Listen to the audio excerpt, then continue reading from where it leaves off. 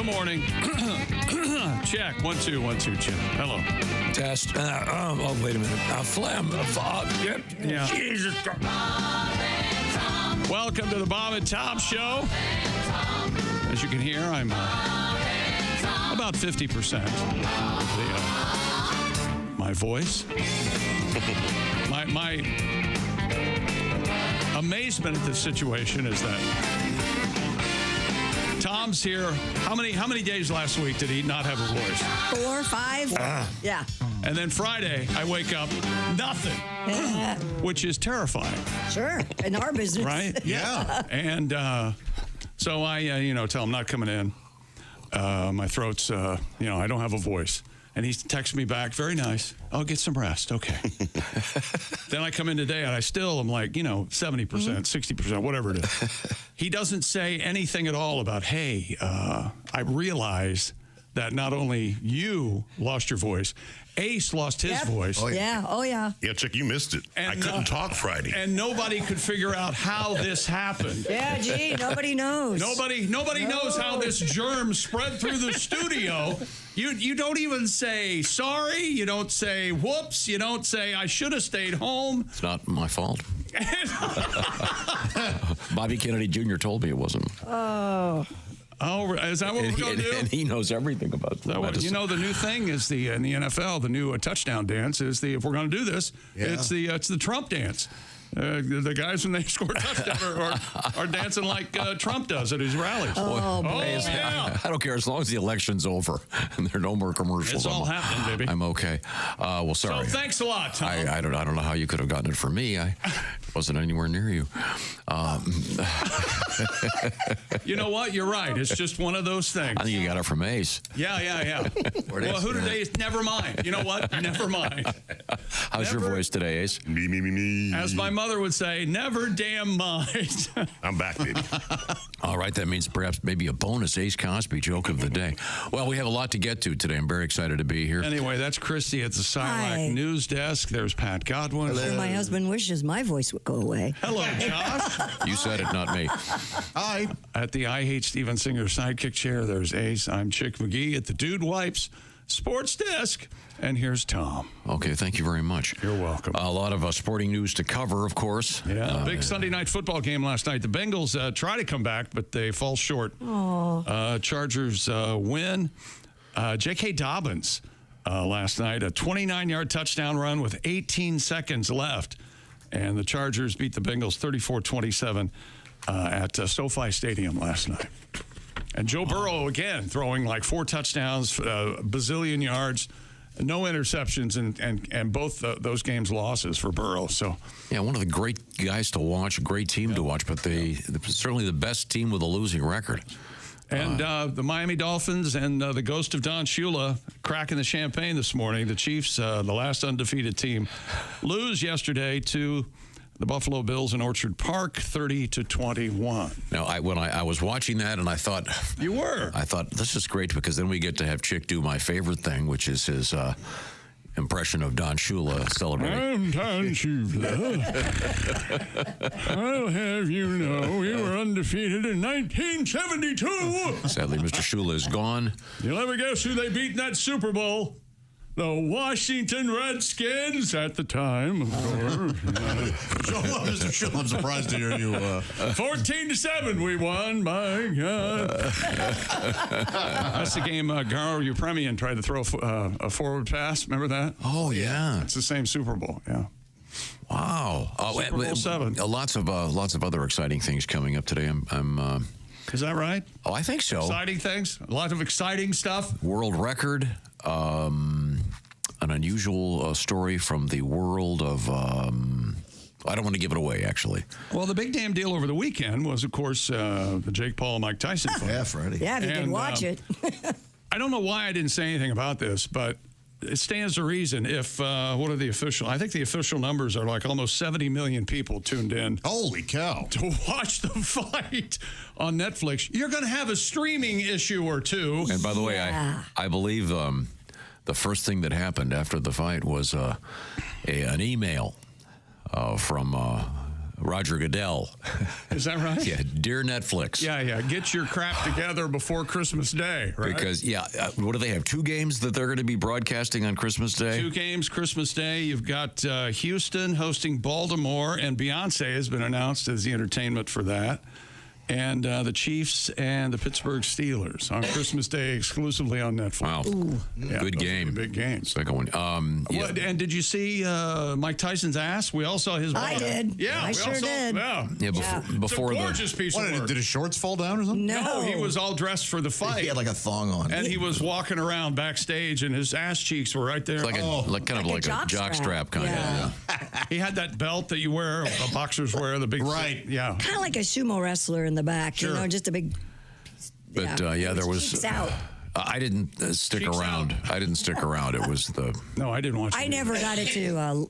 work. Yeah, so I just went to bed, but I saw it after I saw his butt. Yeah, it was just I'd look. all hype and BS and It's sad. crappy fun. No, it's not. There, those guys It's cashed. PC Barnum. Yeah, they Mike cashed made in and Yeah, it 20 million. million, something like that. Yeah. That's what Mike got. I know, so- but still, what about your dignity? What's it worth? I'll tell you what. My dignity. 20 million chick me and you. What? Ass out, hand me the cash. Yeah, I don't. You can Here. prostate exams live on Aren't you TV the guy that every had your day. ass cheeks on Netflix? I sure am. Yeah. I'd like to tell you about it, but I need to get to Cabo. By jet. Yeah, I mean, live prostate exams. Me and chick, hot dogs up there, and then we eat them. I think we have 20 a million. fabulous- I'm in. Just for Tom, I think we have the fabulous Mike Tyson ass video to show him if we like to go to the video screen. Screen's not on yet. Okay, wait a minute. I gotta okay. pop them on. From what I understand, I talked. My brothers just told me a little bit about it, and a couple friends, but that it wasn't a great fight between. Not at all. But this might be Jake- good for women's boxing because the female boxing match was amazing. Yeah, it was. there were a couple See, of I watched cards that, and then all I could think of was that movie, Oh, yeah. What? $1 Million Baby. $1 Million Baby. Oh yeah. Don't spoiler it. Okay, what I'm just saying, I don't know. Yeah, Well, that's a weird place to go when you're just watching a sporting event. Here's Mike walking One of the around saddest backstage. moves ever made. There he is. Here we go, Josh. Here we go. There you go. And boom. There they are. Yeah, baby. It's more of a thumb. It's a lot. Yeah, baby. Lot of ass cheeks. Yes. Oh yeah, nobody was upset about this, were they? No. No. God, The no. guy, I mean, they're in his His space. It was a nice reveal, though. You know what? I say we're all a little better for seeing Mike Tyson's ass. That's Yeah, what I say. it's a great ass. Yeah. Great, it it's a is. fine ass. A 58-year-old ass? Yeah. We would all be so lucky. Yeah, no kidding. Oh, in any event, for those of you that were suckered into watching, you got At least what you you didn't have deserved. to pay for it. Look at it that way.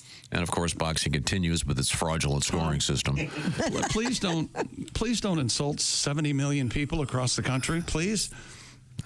No, You bunch of suckers. you kept them off the road, so they weren't in my way. It's a good thing.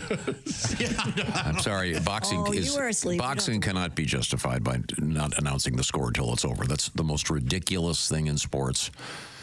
Can you imagine if they did that in any other I game? think it can be because of the Because if it's fixed, then it's competitive gambling. nature of it. If you're ahead, you're going to stop trying, and if you're behind, it's ridiculous. So you quit.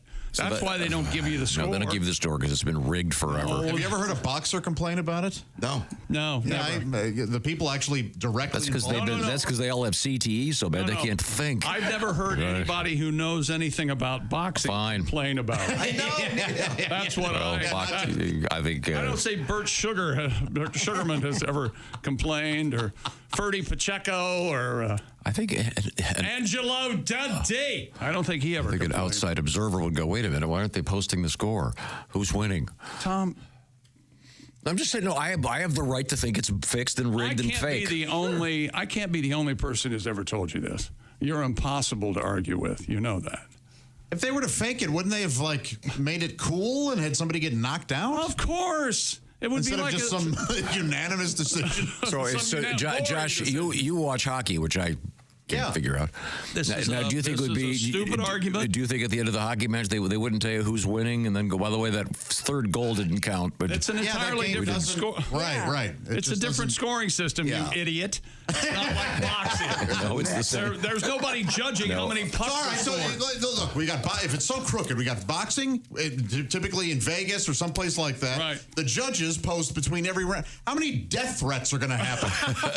Hey, I see you went for the other guy in round 3. How about round 4? You make it a little. It's going to make it more crooked. I wouldn't be making this argument if I didn't have a solution. Okay. No, your solutions stink. Ready? Yeah. No. To the death. This is a gladiator. Almost as loud. They were only doing 2-minute rounds, and they were doing the bigger gloves. I say no gloves to the death, then we'll watch. Hey, you know what you can watch though, and it's on the up and up. They have a scoreboard and everything. What's that? It's football, yes, of course, and basketball, and hockey. Yeah, that's right. And Prize Picks is the best place to get real money sports action while watching football and all your favorite sports. Prize Picks has made daily fantasy sports accessible to everybody, and the app's so easy to use. You just pick 2 or more players across any sport, then pick more or less on their projection, and you could win up to 100 times your money. Prize Picks even invented Flex Play, so you can still cash out even if one of your picks doesn't hit. For instance, tonight, decide if C.J. Stroud, quarterback for the Texans, will have more or less than 1.5 passing touchdowns. Joe Mixon, the running back, will have more or less I am not a crook. 86.5 rushing yards. Or if CeeDee Lamb, Where's Kissinger? I want to do a few shots. You CeeDee Lamb, I'll have more or less than 59.5 you see the duck? receiving yards. Check out prizepicks.com or just download the Prize Picks app today and use the code TOM and get a $50 credit instantly when you play $5. That's code TOM on Prize Picks to get $50 credit instantly when you play $5. You don't even need to win to receive the $50 bonus. It's guaranteed. Prize Picks. Run your game. Must be present in certain states where it's lawful to wager. Visit prizepicks.com for restrictions and details. I apologize for my voice. It's Tom's fault. Oh, you're welcome. Thank you very much. And don't forget, we've got our Bob and Tom contest posted. Go to bobandtom.com/contest. See what I'm talking about. It's our pigskin picks. This is the Bob and Tom Show.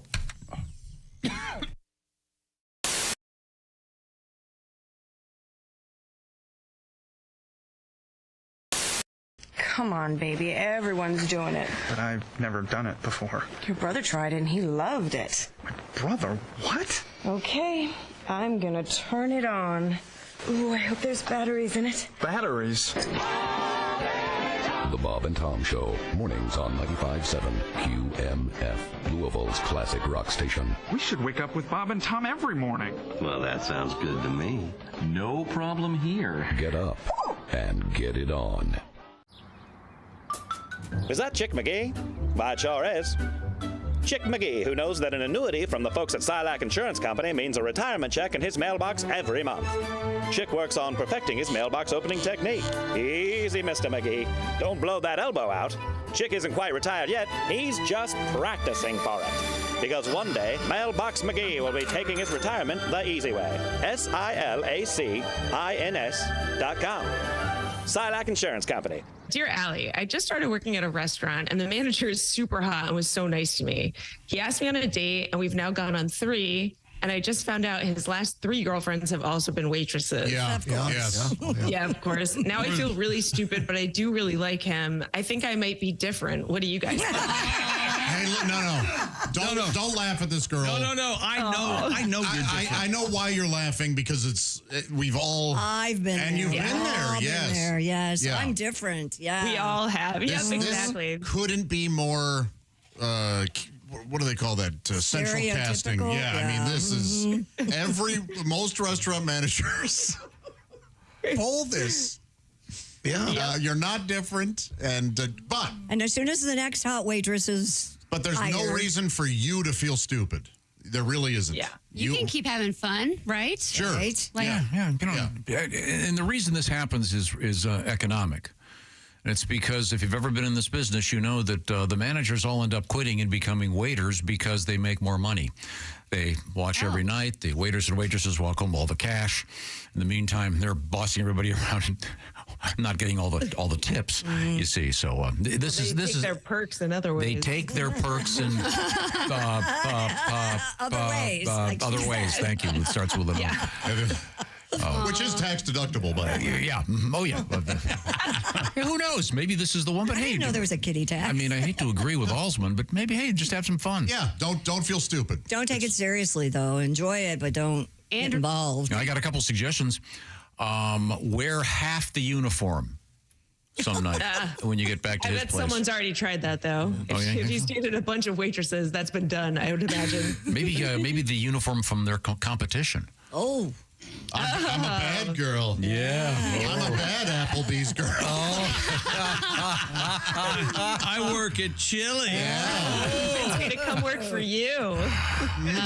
Make sure you request the best shifts, though. I mean, you might as well milk it. That's another good point. And that's that's how you know that how he's going to start to ghost you. Right. You know, what do you mean I'm working Thursday lunches? That sucks. Yeah. Okay. Man. Hey, we've nailed it. That's probably the best one we've ever The had. sexual politics of restaurants is fascinating. Yeah. And it's always that way. Yes. Lots of drama. Hi, this is Chick McGee from the Bob and Tom Show. Thanks for watching this morning's show.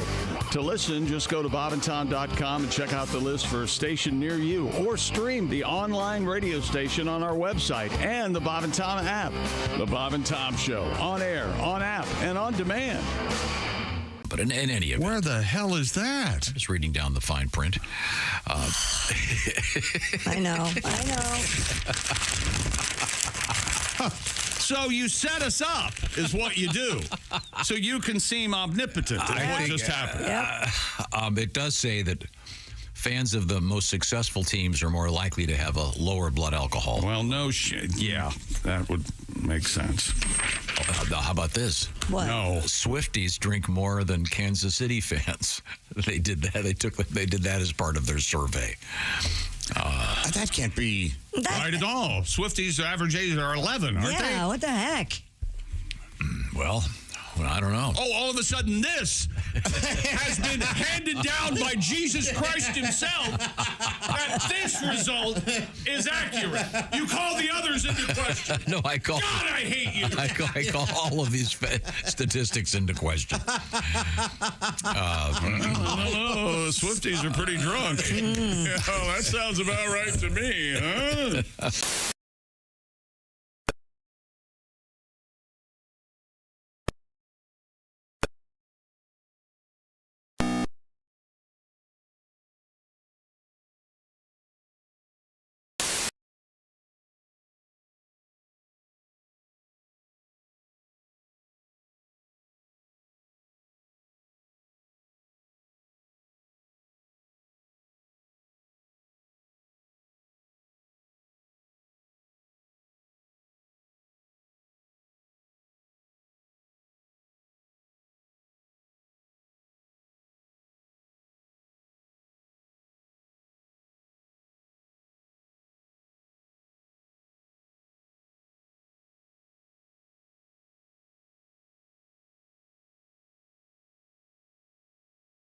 Welcome back to the Bob and Tom Show. Christy and Pat and Josh, Ace, I'm Chick. Hello. We're all back on the mend after Tom's still just amazed and flummoxed that half of us had laryngitis after he had it. So, but I have no idea. Probably got it from a shopping cart. I don't know what the problem could have been. See, that's why you stay home when you're sick, see? I didn't really know it was full-blown laryngitis until I got here. 4 days? I only really had it bad the one Friday. Well, you were contagious. Never mind. Okay, Never sorry. mind. I just know you're talking about the big fight Friday night. Jake Paul and Mike Tyson. This said it had a worldwide audience of 60 million, which peaked at 65 million. They're measuring it in concurrent streams. And Not of course, bad. and that was bad though because it kept getting. the streaming may have been bad. The numbers not bad. Yeah, The tech department at Netflix must be working overtime. Yeah, mine went out. Then I got a note from Netflix saying they were going to mail me the DVD of it, like they used to do in the old days. Very, very considerate. But they've got those NFL games coming up on Christmas, so they're going to have to do something. Yeah, they're going to have to get it together. I believe the memo from Roger Goodell ended in "or else." And didn't Jake Paul's brother say now he wants to take on Tyson? Is that the? It was thrown his way by somebody. I forget who said it. And he's like a WWE guy, right? They'd kill him, though, yeah. Oh, he's also a wrestler or fighter or something? But at least WWE out front announces that it's fake. You got that going for you. I heard that. What did I hear? Muhammad Ali's grandson wants to fight Jake Paul now. Oh, this makes sense. He'll get plenty of opportunities. Tyson said he's a legit boxer. He was. He was pretty incredible. Okay. Surprising. I don't like his facial hair. I got a lot of problem with a beard like that. I don't just, don't, it's too long. It's too bushy, Tom. I think you agree. Oh, you mean Jake? Yeah, Nico Ali Walsh is Muhammad Ali's grandson, an up-and-coming professional boxer himself. Jake Paul, this is him getting ready. This is Muhammad Ali's grandson. Jake Paul's an embarrassment to the sport. If my grandfather was still around, he'd call him out. Absolutely no shame. Love you, Mike. Ali Walsh posted. That's Muhammad Ali's grandson. He's evidently going to fight Jake Paul next. That's what he wants. Wow. So we'll see. I hear Y.A. Tittle's great grandson is going to. He's going to quarterback the Giants based on his legacy. Don Hudson is going to be one of their flankers. These are football players back in the 30s and 40s and 50s. Right. I'm just saying, if we're going to be determining who plays sports based on their heritage, seems a little ridiculous. But anyway, it was just an exhibition match for the purpose of which was to make a great deal of money. And it was very effective. So now, and we got to see Mike Tyson's behind, which was, good looking bottom. Don't you think? Yeah, absolutely. A fit man. Yeah. Looking good. Does he still have a line of reefer? Doesn't he have a? I'm sure he does. Yeah. Doesn't he have like his own celebrity marijuana? I remember he had the gummies shaped like ears. Oh, that's right. But that was funny. Oh, cool. Okay, well, now we have to review some stuff because Chick was gone. Oh yeah, Chick, you missed a lot. I bet I didn't. Mr. Great Comedian. For things we missed. We announced that Chick McGee was on assignment, and Ace Cosby lost his voice, so instead of cueing how us, did that happen? he would hit his. I was home without a voice. Ace was here without a voice. Ace hit a bell. When did you get laryngitis, Tom? The prior week. Yeah. So it's nothing to do with you, right? Thanks, buddy. Crazy coincidence. Christy, it's just crazy. Christy, as of Friday, there were still 8 monkeys on the loose. Do we have an update? I don't know. I'll check and see. I have not seen a monkey update. The monkeys from what was the name of that organization? The Alpha Genesis. Alpha Genesis monkeys that they say are not infected with any disease. No, they're bred for medical research. They're not doing medical research on them, I guess. Okay, and they were luring them, I'm not kidding, with peanut butter and jelly sandwiches. Effective. Yeah, that's how we get Josh out of the bathroom on those mornings when he's in there, working on something. Yeah. Josh? Hey. Got a PB&J out here, buddy. Well, let me pass this one first. There we go. Appears 6 are still on the loose. 37 have been recovered. I picture them right now in a convertible speeding down the highway towards Mexico. Yeah. Apparently, the primates have been seen close to the research facility dancing and running loose in the trees. Dancing. Dancing. They're in good spirits and in good health. Oh, they've never been happier. No, hell They're no. free. They're free. What are they eating? Who knows? Whatever they want. Yeah. Bugs. Yeah. Is that what monkeys eat? Bugs? Yeah, they'll eat bugs and fruit. I think there are certain. They really love peanut butter and jelly. Remember, that's how they were luring them back. I believe certain parts of the animal kingdom, the monkeys, they're cannibals. Oh. Your weaker monkeys. They're eating other monkeys. Okay. You want to eat the weaker monkeys, yeah. Not in a good way. Okay. You know what I mean? We had Hey, you're going to eat me like the book says. I love that joke. We had a lesson from Mr. Oskey on how he takes photographs for so-called sexting. I don't remember how he does the various techniques. Oskay takes pictures of his junk actively and sexts it. He was the only one in here that said would admit it. I've never done it. No, Josh, did. you said you've done this. Yeah. But I don't remember. Do you remember the technique Jeff used? He likes to lay the camera down and straddle it. That's right. So you get the. You'd only get like 3 from below. He does it as grossly as possible. I think he was Does kidding. it dangle all the way down? I mean, that's pretty impressive. So for the phone's laying on the floor, looking up. So do you have to put a timer on it? How do you get it to take the picture if you can't touch it? I guess you do. Is there a timer on these things? Oh, sure. Is there a timer? I don't Yes, honey, there's a timer. It's easier just to take a video and then pause and then take a screenshot from the video. Wow. Yeah. And you leave that on there, so. Oh, he probably has. Hey, Mom, you want to see some pictures of my new dog? Yeah. Jeff, if you really did that, please send Tom a photo of your undercarriage. Weirdly enough, that led to Christy discussing this. She saw a fellow woman in the women's club who apparently had, quote, amazing boobs. Oh, my gosh. In a low-cut dress. You were at some charity event, Yes. and some woman was. It was stellar. Stellar presentation. Okay. Made you consider going to the other side. Sounds like a charity presentation I might want to get involved in. Now we of course were discussing Thanksgiving.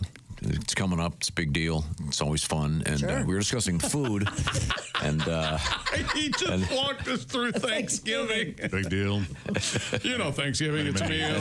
Many sides. Families get together. Some people don't know what Thanksgiving is. But Mr. Godwin was, I asked what he had because he doesn't eat any meat, or he's a vegan, which I don't quite understand. And I asked what he had, and you don't like the tofurkey. No. You like rutabaga. Love rutabaga. Rutabaga, and very earthy. Rutabaga, they look like softballs, but they're covered in dirt. I guess they're like in the carrot family or something. Root vegetable, sure. And they look like a tumor on a. Oh. I tell you what it looks like. Or something. It looks like a song to me. Is what it looks like. Pass me the rutabagas, baby. Oh yeah. I can't have that mac and cheese. I don't want the 3-bean salad. That's why I wrote this folksy ballad. Just give me the rutabagas, please. Rutabagas are better than potatoes. Healthier in half the calories. They have fewer carbohydrates and more fiber than your cornflakes. They're a member of the turnip family. My doctor says I must go vegan, so no roast pig for me. Just mash them rutabagas just like sweet potatoes. I'm healthy now. Shoot me, please. Rutabagas make you gassy. Sulfur smell brings mama to her knees. Oh, they taste a little tart. They'll make your grandpa fart. Tell him it's the dog who cut the cheese. Boil them up, they are delicious. All that fiber's why Aunt Esther's in the John. No more stuffing, no more gravy. Just my rutabagas, baby. You'll be my rutabaga, baby, from now on. All right. Delightful. Thank you very much, Pat. And then when asked, I actually asked Pat what he was looking forward to food-wise as a vegan, and he said he was looking forward to dying. Okay, it's a good advertisement for the vegan community. Yes. Let's see now. Well, we had vegan stuffing Friday that Jess brought in. And it's just really delicious. good. Isn't there a difference though between vegan and vegetarian? Yeah. No dairy. Yeah. So you're vegetarian. No. You're not vegan. No, he's vegan. Are you vegan? Every now and then I will have a little Greek yogurt with my supplements. So technically, wow. Yeah, you got to get out. What a party. You got to get out from under that. That's all there is to it. Yeah. You do whatever you do. Remember what my dad told me? It's no way to live, boy. You may be right. Yeah, we had a great news story, Chick. A human head, washed up on shore. Okay.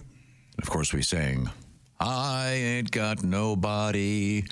It was on a barrier island off of Miami, Key Biscayne, right? Yeah. Very unpleasant. Mm-hmm. We Was had that a Chevrolet, a Biscayne? Yeah. I believe so. Absolutely. Absolutely. I got his attention. I don't know. It was a big... I'm talking about the Chevrolet Biscayne from 1950 something. Look at him perk They had up. them in the 60s. Those were cool cars. Big fins. The hair freezing contest in Canada had to be canceled. It's not cold enough up in the Yukon. That's a cool thing, though. They get in these hot springs, they get their hair wet, and then they jump out of the water, and their hair freezes. Instantly. And So it's like- very, very cool. Ergo, don't they freeze No, because instantly as well? they're still in the hot spring up to here. Crystal Gale died. She fell over and broke her leg. Funny guy right here. Her nipples froze and they fell off. It's an interesting look. Her nipples aren't long like her hair. That doesn't make any sense. Her pubes are. Yes, but it doesn't have anything to do with her. You don't know where boobs are. You think they're between her legs. Well, my favorite story, though, was something that Christy had actually told us about years ago involving guinea pigs. There's now a restaurant called La Casa del Cuy. C-U-Y. Cuy? Cuy? How do they pronounce it? Cuy? Cuy, baby, cuy. It translates the House of Guinea Pig. They import rodents from Ecuador. The rodents in question are guinea pigs, and they roast them on skewers whole, and they serve them with the head. Why can't they just get them locally? Why do they have to import them from Ecuador? I don't know, but they're $110 each. And I had somebody write in who travels quite a bit to Ecuador on business. He said he's had guinea pig down there, and they're $10. You get the whole guinea pig for $10 in Ecuador. Well, you're in New York. There's going to be some fees involved. And they're already there. Where the shipping cost has to go into that. Yeah. Now, I found, in my experience over the weekend, I found that at PetSmart, you get a pretty good deal on guinea pig. They're served with a little crab apple in their mouth. And I asked this question, and are they, for those that are have dietary restrictions, I know, Pat, you don't eat much of anything, but is a guinea pig considered pork? Oh, because of the pig. Yeah. And then it was explained to me they're a rodent. That they're a rodent. So you don't call a mouse a pork product, do you? You got to be down to the bottom of things to eat to start to try a guinea pig. They are, according to this article, they are delicious. The gentleman who wrote me said they're not bad, but there's not a lot of meat on them, as you can imagine. And what did Jules say in Pulp Fiction? The sewer rat may taste like pumpkin pie, but I ain't eating the filthy. That's right. That's a filthy animal. Got a lot of personality. And when I mentioned that Christy had been telling us about it this years ago, you were visiting. I was in Mexico, and I was visiting a traditional Mayan home, and there was a pit in their kitchen, and it was full of guinea pigs. And you know me, I think I'm Mrs. Doolittle. I wanted to go over and play with them, and the lady goes, no, that's their food source. They're not pets. Yeah. Right there in the kitchen. Right there in the kitchen. Just a pit right there in the kitchen. Wouldn't that be funny at school hey, what happened to Mrs. Fromson's guinea pig Gilby? Did you go to lunch today? Did you send the guinea pig home with so-and-so this week? Oh, boy. She moved here from Ecuador. Yeah. Didn't understand when we sent the guinea pig home for the weekend. Dinner. Yeah, it wasn't. That would be very, very unfortunate. We had a lady give birth to another baby in an airport. Mm-hmm. Miami-Dade, right? Yeah. Some people do anything to get early boarding. But they did not give the kid a name based on the fact that it was more. I always like that when they do something. When you have a baby born at an unusual place, you name it in such a way that it's referencing the unusual birthing experience. But they chose not to do that. Finally, let's see. We had a story about getting punched in the face by Jeff Oskey's son at kickboxing practice. Oh, yeah. I'm against getting punched in the face. Put me down for that. Okay. Jeff said to him, why are you complaining? You went to get punched in the face practice. And, of course, that's what's going to happen. What's coming up in the news, Christy Lee? Coming up, we have a new stamp honoring one of our favorite actresses. We have pupusas in the news today. Oh, gosh. Yes, a couple banana stories. One that's going to really piss Josh off. And what else do we have? Oh, there's outrage. I saw this story on Friday and didn't bring it up because we were busy in here, but Airbnb is doing something in Rome at the Coliseum that's really upset some folks. Yeah. We'll find out what's coming up in sports. We've got NFL weekend to talk about. Bengals lose last night, second touchdown run by J.K. Dobbins. They lose at the Chargers. Let's see, what else? The brand new top 25 for college football is out. Oregon number 1, Ohio State 2, Indiana 5. And the Indiana Hoosiers making history, not only in Bloomington, but across the college landscape. Indiana and Ohio State in Columbus, Ohio this weekend.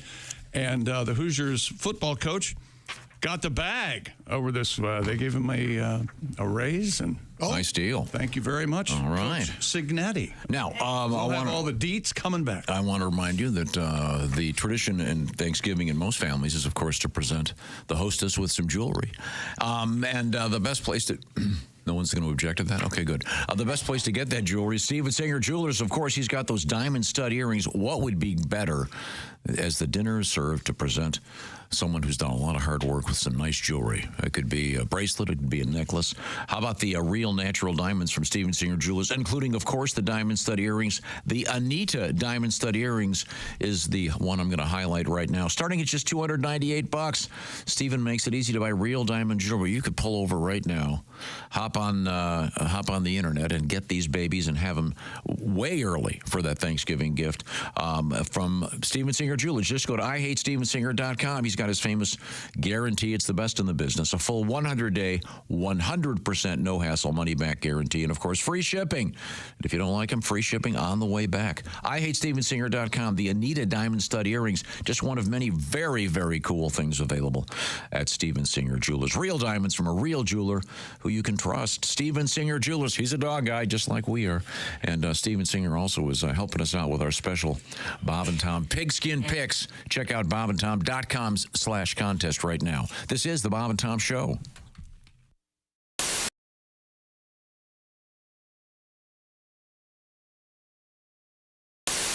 All right, where's my big bowl? Hey, Josh, new orange insoles are in with that deep heel cup. You should see how deep this heel cup is. Deep heel cup, you say?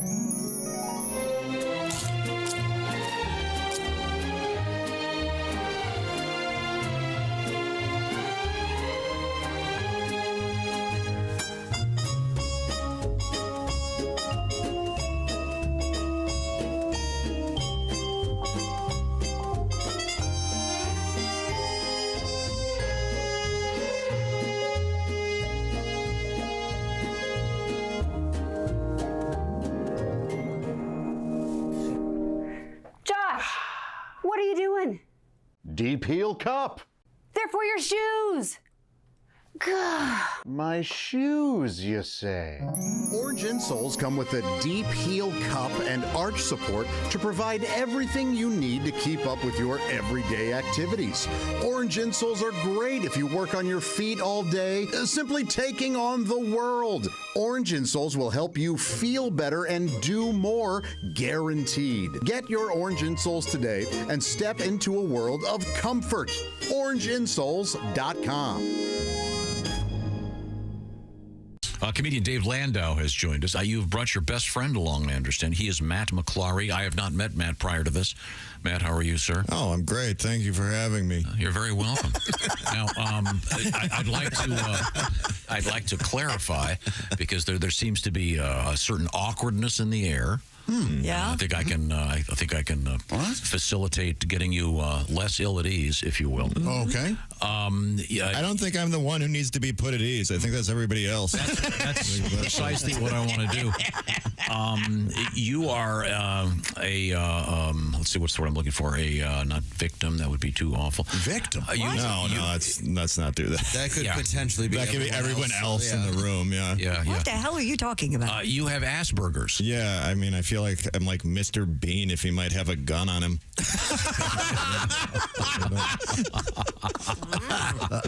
That level into the thing is, it's not actually called Asperger's anymore. In the DSM-5, it's just diagnosed high-functioning autism. Like, I put a joke about it online, and somebody replied to me. They said, you can't use that word anymore. It's politically incorrect. It's a slur. So I replied, shut up, Asperger's. If it's a slur, I have it. That makes it my word. Yeah. I'm going to keep saying Asperger, and I'm going to put the hard R at the end of it, too. What is the phrase? On the spectrum? Yes. Yes. Mm-hmm. Okay. Well, that's, Yeah, I never liked that one. It sounds like a roller coaster. Yeah. Yeah. You're at Cedar Point. Did you ride the Spectrum? It was awesome. Yeah. It was great. I think of Rainbow. Yeah. No, but that's well, that's a different thing. Okay. Whoosh. You guys are buddies, though, right? You and Dave? Oh, yeah. Yeah, we met 20 years ago. Literally 20 years ago. When he got in my car and kept reading signs. Yeah. Had you been identified at that time as, did they label your particular sphere of existence? Yeah, I was. You know what? He's right. You're the one who's weird and awful. What the hell's going on over there? It's so difficult these days. Will you not do this in front of company? Please say you had been properly diagnosed. And when I was 17, until then, it was just my fault, you know? I'm from that generation. Okay, you know what I'm saying. It's just awkward. Yeah, Matt. If I were to be introducing you to someone, and you wouldn't bring it up. I wouldn't. No, I wouldn't say don't be concerned about the blank stare and the weird attitude. And I would just say, hey, you figured out yourself. You're on your own. I can't figure. This is the perfect storm. Is what this is. I say, look, I know this guy seems like a total weirdo, but he's on the spectrum. This guy seems like he's right. You wouldn't say any of that in polite society. He's like all of us. He's doing the best that he can. Well, I'm a performer. I might be turning it up a little. There's a human being under there. And you're here. I blame Landau. You knew all this would happen. You're smiling over there, Dave. Yeah, look at him. This is the funniest thing I've ever seen. Yeah. I have something new? Oh, check it out. It's a hat. I know you like wearing hats, Bob. I love wearing hats. Bob likes. Check this bitch out. This is from the greatest racing venue in the world, the Indianapolis Motor Speedway. I didn't know that they made a hat this big. This hat was actually worn by A.J. Foyt. All right. I was going to ask you if you could fit in it. It's a little bit, bit big. Let me have that hat. This How big is that? It's big as a laundry basket, isn't it? It really is. It's huge. It says one size fits most. You know, I Very wish nice. I had that hat when I was playing guitar in the street corners. Yeah. This is now fill it up. Yeah, fill her up. the logo of the great Indianapolis Motor Speedway, of course, the That's home hilarious. of the Indy 500 coming up in the month of May. Oh, that's just great. But that is a nice Look at big that. hat. Thank you. Yeah, you That's gotta work the brim there. Yeah. yeah. Do you mind trying it on? Oh, I don't mind at all. Let me get the brim set first. We need to get a picture of this on our website. Okay, Bob is setting the brim, which he's very good at. Yeah. Well, this is kind of a flexible brim here. Okay, there we go. Put it on. Okay. There you go. It's all right. Hey, what's happening, cool cats? All right. Hey, Coach, I'm ready to go in. Okay, we'll You should wear a that shot all of that for the A website. tip of the hat to you, Christy. Oh, thank you. You could actually wear that over a fireman's helmet. Yeah, you could. You should wear that all the time and say. And just say, what? What are you looking at? What hat? When you become a Bob and Tom VIP member, you get more and less. Wait, what? Which one is it? More or less? It's both. VIP members get more stuff to hear and less commercials not to hear.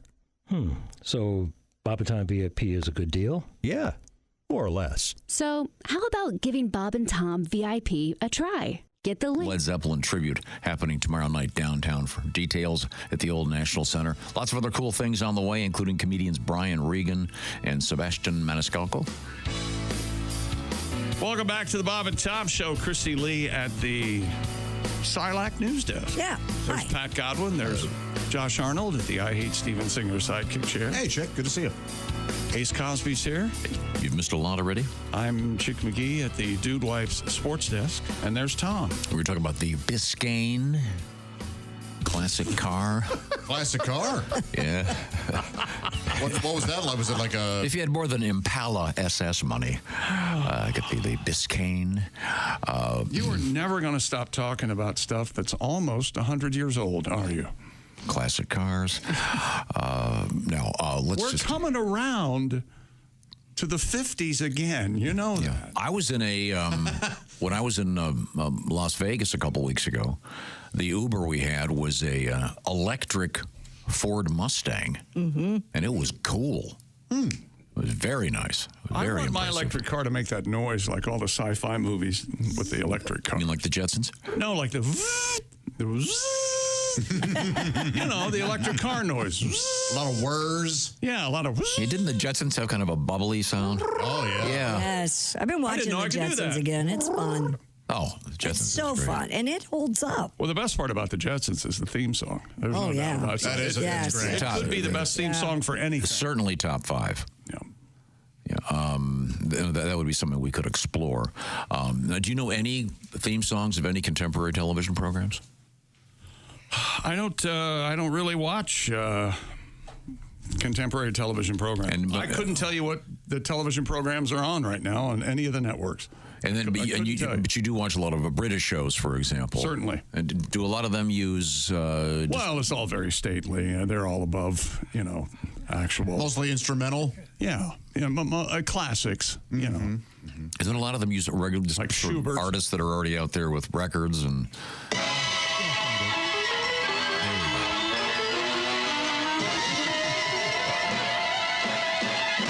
Tom likes it when the horns come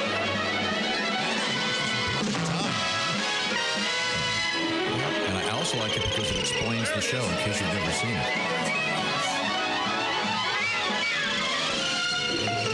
Meet George Jetson. His boy Elroy.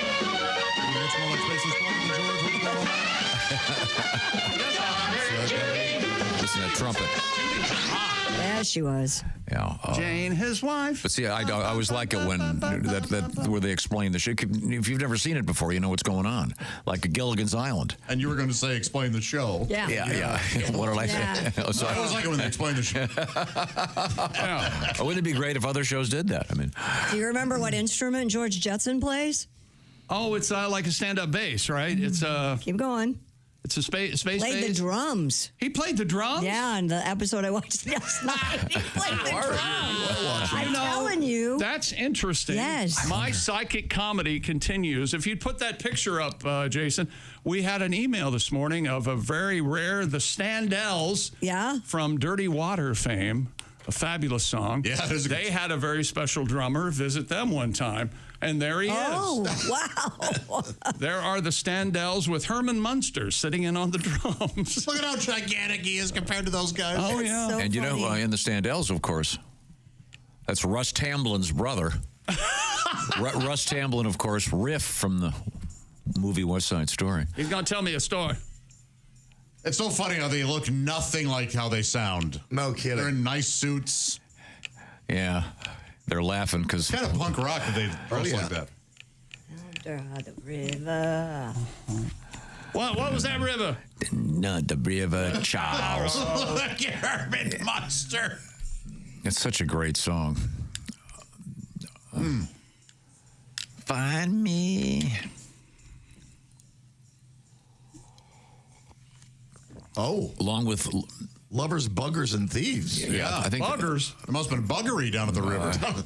well, Dirty it's near a college community, I'm sure. How do you think it got dirty? Yeah, that would make the water dirty, wouldn't it? Okay, Boston, you're my home. it's a great song. But that there's a we got a I've lot never of been to Boston. I don't think I've been to Boston. Really? Have I been to Boston? I don't know. a lot of obscure references there. Please come to Boston for the springtime. God, I hate that song. I like that. Really? Yeah. What's the best part about it when you jump off the building? Oh, sweet. Yeah. Good milk. Okay. She said no. Oh, time to catch up with a little bit of sporting news. We reviewed to a degree the is that right? fake fight on Friday night. The 60+ million people had their streaming interrupted. Damn near 70, yeah. And again, the NFL Which of the two NFL games on Christmas Day on Netflix? They've got, who is it? Houston and Baltimore and Kansas City and somebody else. I can't remember right now. Steelers, Kansas City and Pittsburgh. But those are your Christmas Day games. Well, this was like their 4th or 5th live event. This is the only one that's had issues. And I would think 60 million worldwide for Tyson Paul. It would be a little higher for just albeit Christmas Day, but it's just a regular NFL regular season game. I would think those numbers would be higher. Well, maybe not worldwide, though. Yeah, we'll see. I went to London first time for Thanksgiving, and I walked in to a pub. Yeah. Ready to sit down and watch Thanksgiving football. It was all soccer, people. No NFL in sight. It's very upsetting. Couldn't believe it. Although there's probably a bar in London that... Oh, yeah, I had to look. Yeah, I had Thanksgiving in London once and went to the American grocery store. That's where all the Americans were that couple of course. Did they have turkeys over there? I mean, I don't know. True story. I bought a turkey, and it was... was it a goose? No, but it was not prepared the way one would be here. It wasn't wrapped. It had still had feathers on it. And stuff? A handful of feathers and kind of a head and feet. And it was you had to do a little bit more butchering yourself. I remember taking needle nose pliers and ripping out some of the feathers. You know, it's fresh. Yeah. Well, you're not going to get any answers unless you get the needle nose pliers out. That's right. Heat them up. Who does number 2 work for? Turkey. Where was I? Real quick from the NFL yesterday, Josh Allen ran for a 26-yard touchdown on 4th down with 2:17 left, sealing the Bills' 30-21 win over Patrick Mahomes. My man. And the Kansas City Chiefs, and handing the 2-time defending Super Bowl champions their first loss of the season. James Cook. Nothing to do with the historic James Cook, I wouldn't think. Rushed for 2 touchdowns, and also Josh threw for a 12-yard touchdown pass to Curtis Samuel, former Washington wide receiver. Didn't have a place there.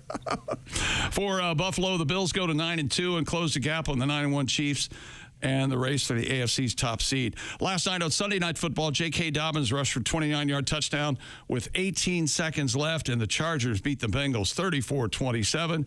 After the Chargers squandered a 21-point third-quarter lead, Justin Herbert, 297 yards and 2 touchdowns. Joe Burrow, 356 yards and 3 touchdowns. But the Bengals suffered another tough loss. They have 5 defeats by 7 points or less so far in the season. More on the NFL coming up, including Pittsburgh beating Baltimore and Detroit covering that 14-point spread yesterday, playing Jacksonville, and then some. Wow. And now, how did the rest of the shoe do? I forgot to ask you. Well, it was a down week for the shoe, Tom. I'm glad you asked. 6-6, pending tonight's outcome, the Texans and the Cowboys. And you got that. What do you have for that one? I must have the Texans. I can't. Well, we'll look it up and we'll let you know when we come back. Okay. Also, coming up, we have a cool high school football story that I think is great, and a world record, and a nice tribute to someone we all like. This is the Bob and Tom Show.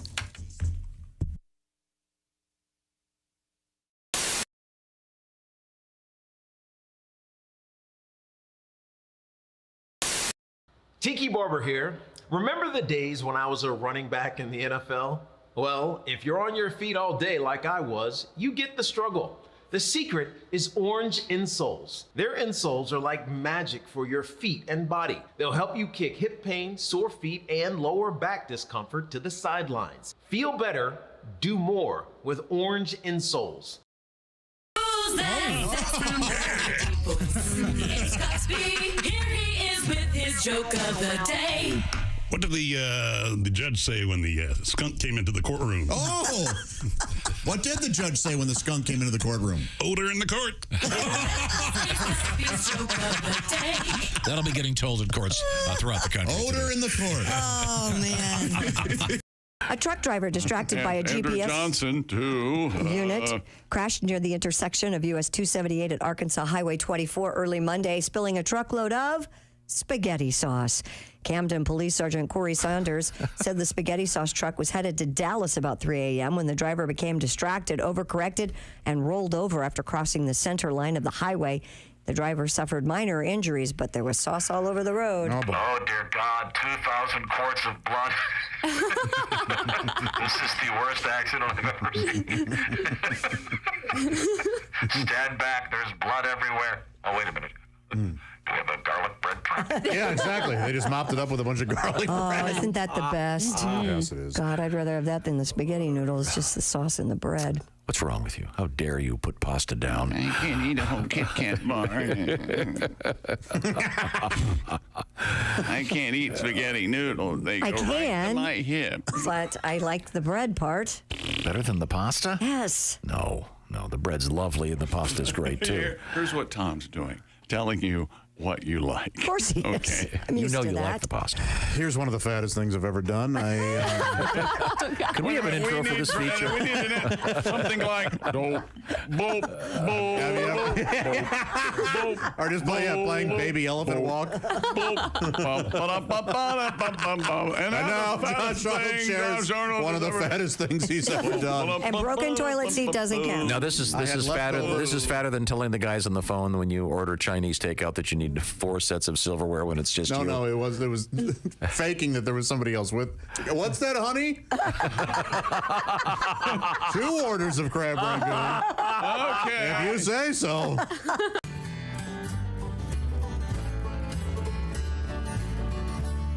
I met her at the cart corral, but I hardly ever see her now. Got wrapped up in sin when she helped me push it in. Set my heart on fire through chrome-plated wire. Right there at the cart corral. My cart was full of meat and that San Francisco treat. Chunky soup eats like a meal with a dash of squeaky wheel. Rogaine so I won't get bald. 4 bags of Epsom salt. 2 cartons of Pall Mall. And a copy of Walking Tall. That Buford Pusser was something else. Yeah. Her cart was hunkered down with red bullet crown. Baby seat full of bread. Knock seam before her head. The whole parking lot could see just what she meant to me. 2 liter of Mountain Dew and some tomatoes for making stew. Paige and Stu Pedazza. I met her at the cart corral, but I hardly ever see her now. Got wrapped up in sin when she helped me push it in. It's a parking lot oasis in all them empty spaces right there at the cart corral. What I like is the parking's free and you don't have to pay for it. Our carts rolled toward the street, about lost half my meat. We kindly hit head on, she was talking on her phone. Everybody stopped and stared when her wings flew in the air. So much for making toast, that string on my pot roast. They give you enough to tie your shoes with. Don't shop that much at all, on account of my cholesterol. Clean up on aisle 2, because my heart just spilled the truth. Kotex value pack, and Jemima on her back. So set in her ways, that I'll see her in 30 days. Get it? Get it. I met her at the cart corral, but I hardly never see her now. Got wrapped up in sin when she helped me push it in. I'll probably kick a shine if she will be mine. Right there at the cart corral. Hop the wheelie hit my pants right there at the cart corral. Kindly did a little dance, clip and save a place for me. Good night.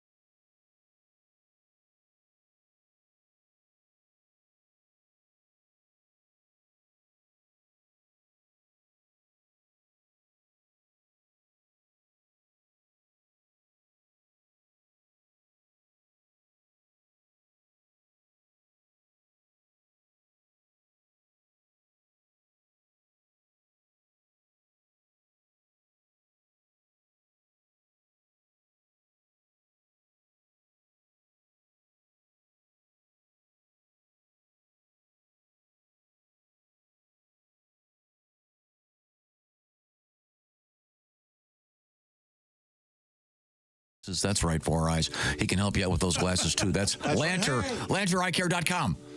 Hey, welcome back to the Bob and Tom Show. Christy Lee at the Silac News Desk. Hello. There's Pat Godwin. Hey, chick. Josh Arnold, the I Hate Steven Singer's sidekick chair. Chick. There's Ace Cosby. I'm Chick McGee at the Dude Wipes Sports Desk. This music is great. Here's Tom. Oh, this is nice. Mm-hmm. Now, I know Pat's got a song he's itching to play, I hear. Is that correct, Pat? Yes, as I drink my water. Okay. We were talking about the Jake Paul, Mike Tyson bout, if you will. I think we can call it debacle. Mm-hmm. But 65 million people with the streaming stayed up late and watched it. And the general product that was presented on Netflix. It was a very big deal. We all kind of knew, though, right? Yeah, I think people were really hoping that Jake Paul got I think people seriously injured. Tyson. I think people strongly dislike him. But he got $40 million apparently. Tyson got 20 and something like that. Yeah, again. Man, oh man, that is a nice payday. And we're up early. We're up early working. Okay, how does that feel? But Patty G is here with us. Pat's new album is in the hopper. It's on the way out. We'll look forward to that. And we're gonna maybe get a Christmas song out of Pat just around the corner. Not yet. We're waiting. After Friday, maybe? I know. I know that I'm violating my own rule. I've been listening to a lot of Christmas music in my car. Well, you can't help it. It's everywhere. Yeah, but with the way things are in the world right now, sometimes just listening to some Christmas music and really. Do you have your tree out? No, but I've got my lights up. They're not on. All right. They're up, ready to. I can plug them in as soon as Thanksgiving comes. Okay. Maybe week of Thanksgiving. It's currently a debate we're having. But several of my neighbors have their lights up and on. So do mine. So, Pat, now this is a song about the fight Friday? Yeah, a little blood, sweat, and tears without the horns, but I'll try to pull it off. Oh, okay. I wanted to see Tyson inflict suffering, but a spinning wheel just kept buffering. Turned on my TV to watch the fight, and the spinning wheel kept spinning the whole damn night. They fought 8 rounds. The fight went fast. The screen was frozen on Mike Tyson's ass. It started late after Mike's bedtime. I'm pretty sure elder abuse is a punishable crime. I couldn't see the fight. What a sin. Because the spinning wheel just kept buffering. Very nice. Yeah. Oh. That's great. Yes. Patty G. Great song, So Pat. true. And, God, I haven't heard that's the real. I love that song. The real one's Spinning great, Wheel. Yeah. Is that David DJ Clayton Thomas? Oh. Hey, that's him, yeah. Original singer. Are they related? BJ Thomas and Yeah. I don't think so. David Clayton Thomas, I think, was Canadian, right? Maybe. Yeah. But yeah, that's Anybody call him DCT? No. I hope so. Yeah. BCT? DCT. BCT. David Clayton Thomas. Oh, I don't know. Yeah, that's I like that. Kind of like RG3. Oh, sorry. I forgot I'm not supposed to mention RG3 in front of Mr. McGee. The Chickster having a great season with the shoe-in. Just evening it up this week? 6-6 so far, pending tonight. 6 and a push. And tonight, Cowboys host the Texans. And you, of course... I'm certain I have the Texans. Okay. I would never pick the Cowboys, even if they weren't having a crap year. I see. It's a shame they're not winning more. That is a shame. That was sarcasm. Let's see. What do we have here from yesterday? The Bills beat the Chiefs 30-21 in Orchard Park. Kansas City no longer undefeated. The Cincinnati Bengals make a valiant comeback but fall short. J.K. Dobbins, 29-yard touchdown with 18 seconds left.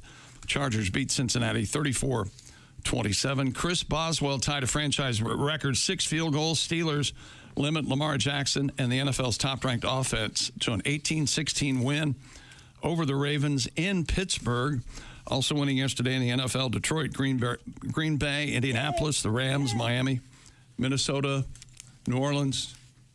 6 field goals. Was that squeak? Did I hear squeaking in my It was Christy making noise. For the Pack and for the Colts. Okay. Got to, Miami, Minnesota, New Orleans, Denver, and Seattle. The Cleveland Cavaliers still undefeated, Tom. 15-0. Man. They beat Charlotte 128-114 yesterday. It's coming up tomorrow night, though. They play the Celtics. We'll see We'll see how this. We'll see if they can go undefeated all season. Yeah, 82-0.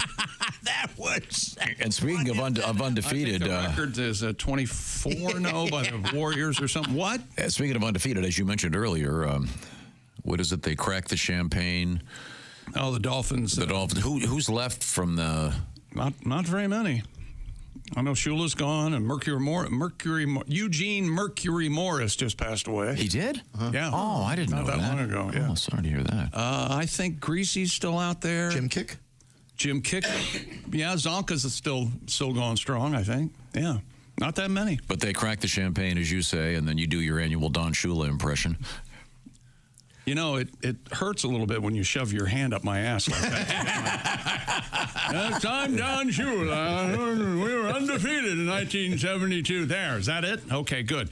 And now, see, someone out there is thanking me. Beyonce. Because you did it, because it's so enjoyable. But Beyonce's coming to your home on Christmas, provided you have Netflix, and they get the buffering problem fixed. Ravens and Texans game on Christmas Day.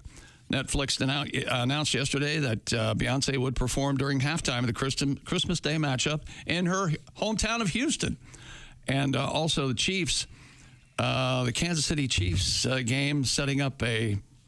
Wait a minute, let's start over. The streaming service didn't reveal details about the performance, but teased that it would likely feature guest appearances from her Cowboy Carter album, 11 Grammy nominations. Netflix also streaming Christmas Day Kansas City Chiefs game against the Steelers, setting up the possibility another of the world's biggest stars, possibly Taylor Swift. We don't know. Oh, boy. Maybe she'll be there to watch, and they'll have her, why don't you come on down and do a song? Wow. They're just starting this rumor, I'm sure. I don't think it's actually... I'm against this. Christmas Day's for family, for peace, and quiet. You shut your dirt. There should not be football games. Those athletes need to be home with their families. College football. Hang on a second. Someone can pick what family they want to go to. Yeah, are you going to... many families to choose from. Don't you think people maybe need a little break from their family? Not on Christmas Day. Kids are playing with the toys, and you can go up in the den and shut the door. Oh, you you enjoy watching the children and their toys. The brand new top 25 is out in college football. Number 1 is Oregon. Number 2 is Ohio State, followed by Texas. Number 14 is somewhere in Minnesota. And number 4 is Penn State. Number 5, Indiana. And speaking of Indiana, the university has rewarded Kurt Cignetti with a $1 million annual retention bonus. The Hoosiers' 60-year-old coach rewarded Saturday for the first 10-0 mark in school history with an 8-year contract that will run through 2032 and pays him an annual average salary of a cool $8 million. Plus $1 million annual retention. Tripling the salaries of all the professors there combined. Well, let's not let knowledge get in the way of football. You commie jerk. What are you talking about? And a story Tom's very, very fond of. A Utah high school title game replaced a coin toss with the helicopter football drop. That's cool. No. No, it was great. Other than the helicopter might crash on the field. It was at Vic Morrow High School. Did the annual... According to reports, 8-man football title game between Monticello and Rich at Southern Utah University began with a helicopter hovered over the midfield logo. 2 captains from both teams wait below. This could have gone so bad. Oh, God, yes. Now, this is what they should do for NFL overtime. The helicopter then dropped a football onto the turf, leading to a mad scramble before it appeared Rich recovered the ball. It appeared. I don't know why that word's in there. Why'd they do this? For fun. It's cool. Rich won 50-14. There's got to be a drone that can do it. Absolutely. Have to put a pilot at risk. Yeah, look at the size of that helicopter. That's a big one. Apparently this is not easy. Doesn't look easy. This is great. It's fun. It's dangerous. It also shouldn't count. Of course not. It's like the coin toss is in the rule book, right? They're breaking all kinds of rules here. This is fantastic. And then the kids scramble to see who gets it. They catch the ball and... Plus, they should be home with their families.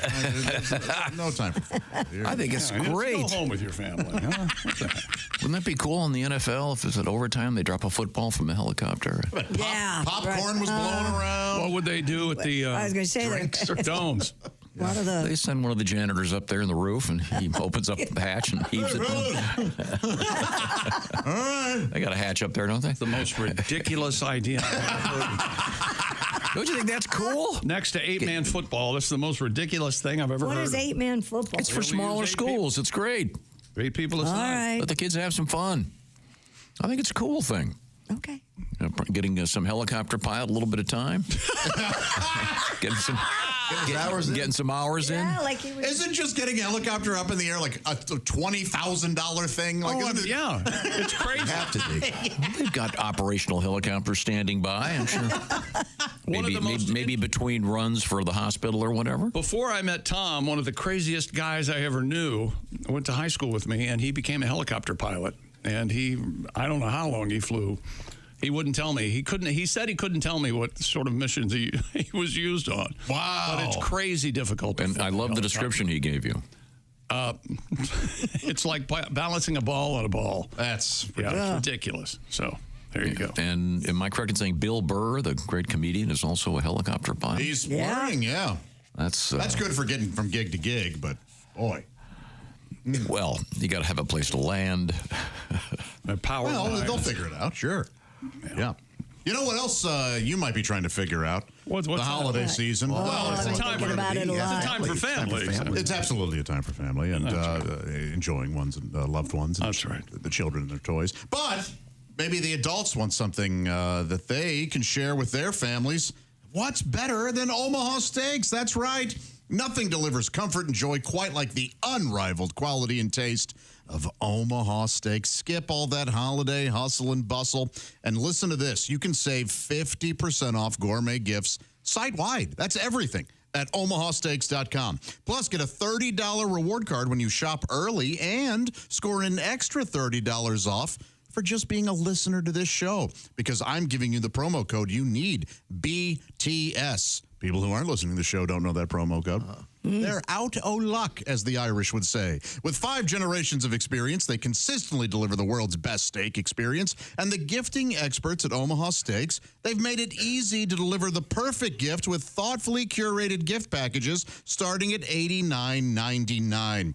From legendary steaks to mouth-watering desserts, don't forget the Jumbo Franks. Oh, my gosh, it's Jumbo Frank, everybody. Great to see you, sir. Don't forget the Jumbo Franks when you go to Omaha Steaks. Oh, thank you, Tom, for including me in that song. You're welcome. Save 50% off site-wide at omahasteaks.com, Jumbo. I know. Plus, Bob and Tom listeners get an extra $30 off with promo code BTS and a $30 reward card when you shop early. Jumbo, who are you sending Omaha Steaks to this year? My mother. Oh, isn't that sweet? Adorable. Yes, she's a fat woman. Well, we don't need to. Well, I guess she would be, wouldn't she, Jumbo? Oh, yes.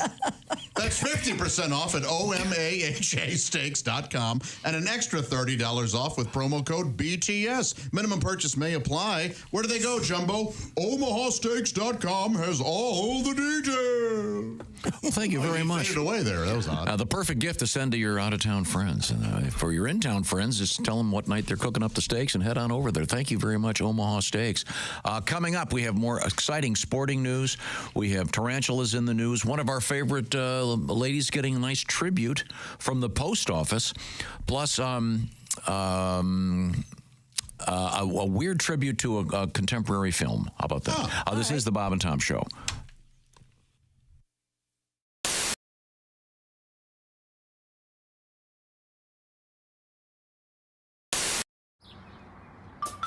Is that Chick McGee? Why, it sure is. Chick McGee, who knows that an annuity from the folks at Silac Insurance Company means a retirement check in his mailbox every month. Chick works on perfecting his mailbox opening technique. Easy, Mr. McGee. Don't blow that elbow out. Chick isn't quite retired yet. He's just practicing for it. Because one day, Mailbox McGee will be taking his retirement the easy way. SILACINS.com. Silac Insurance Company.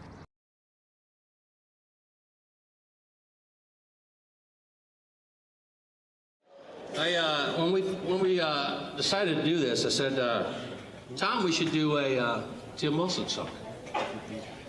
And this is really hard. practice, and man, I sucked. You just can't do a Tim Wilson song. So I took liberties with some of Timmy's songs and whipped a song together in honor of Tim.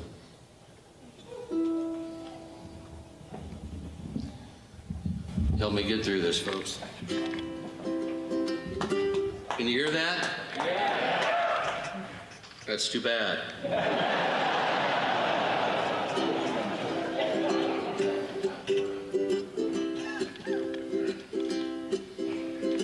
He really loved his trailer park woman.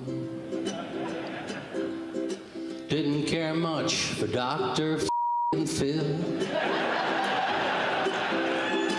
I'm sure he started the church league fist fight, and his ass got tired of Shaquille O'Neal. A big white hat with a black 6-string guitar. Now the heavens have their newest star. Where's my jetpack, he would say. Now he's sporting wings. And he taught Jesus Christ the booty song. We all thought he'd go to Chuck E. Cheese hell with George Bush, George Strait, George Patton, and George Orwell. A hillbilly homeboy, I could be wrong, but I know he's tired of me singing this song. A big white hat with a black 6-string guitar. Now the heavens have their newest star. Where's my jetpack, he would sing. Now he's sporting wings. And he asked Jesus Christ to join his band. They're singing Georgia, goodbye Georgia, Georgia, goodbye, Georgia, goodbye Georgia, Georgia, goodbye.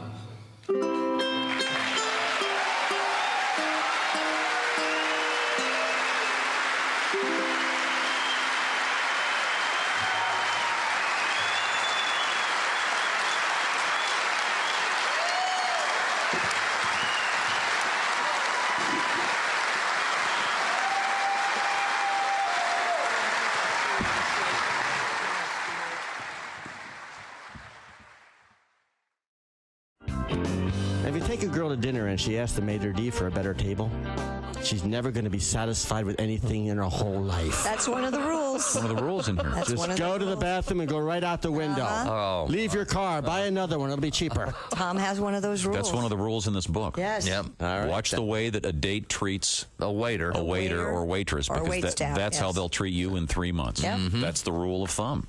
Well, that's more about one of those people who you just can't please. Okay, you have a I have song a about little that? song about okay. that. All right. Go ahead. Took her to Hawaii, the waterfalls made my hair frizzy. Went to Vegas too, the lights gave me a migraine. Then we went to Paris, I didn't like the fries. No one ruins love like you. Took her off to Rome, there were too many Italians. Had the finest pasta, I don't eat carbs. Saw the Sistine Chapel, that made my neck hurt. No one ruins love like you. The beaches of Tahiti, there was nowhere to pee-pee. Full moon up above, that was kind of creepy. The finest hotel, I thought it was seedy. We made passionate love, I couldn't see the TV. The pyramids of Egypt, that made my skin dry. The Taj Mahal too, that was too drafty. The Leaning Tower of Pisa, I would sue the contractor. No one ruins love like you.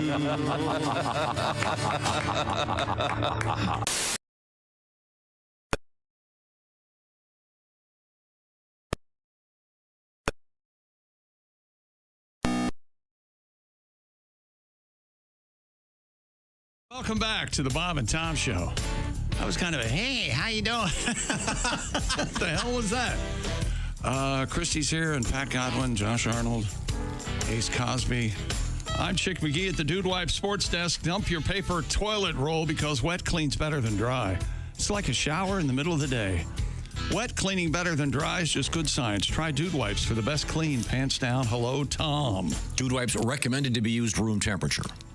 Oh, I see. Yeah. What do you mean? Don't microwave them? Don't keep them in the fridge. And, don't. Certainly don't. Yeah.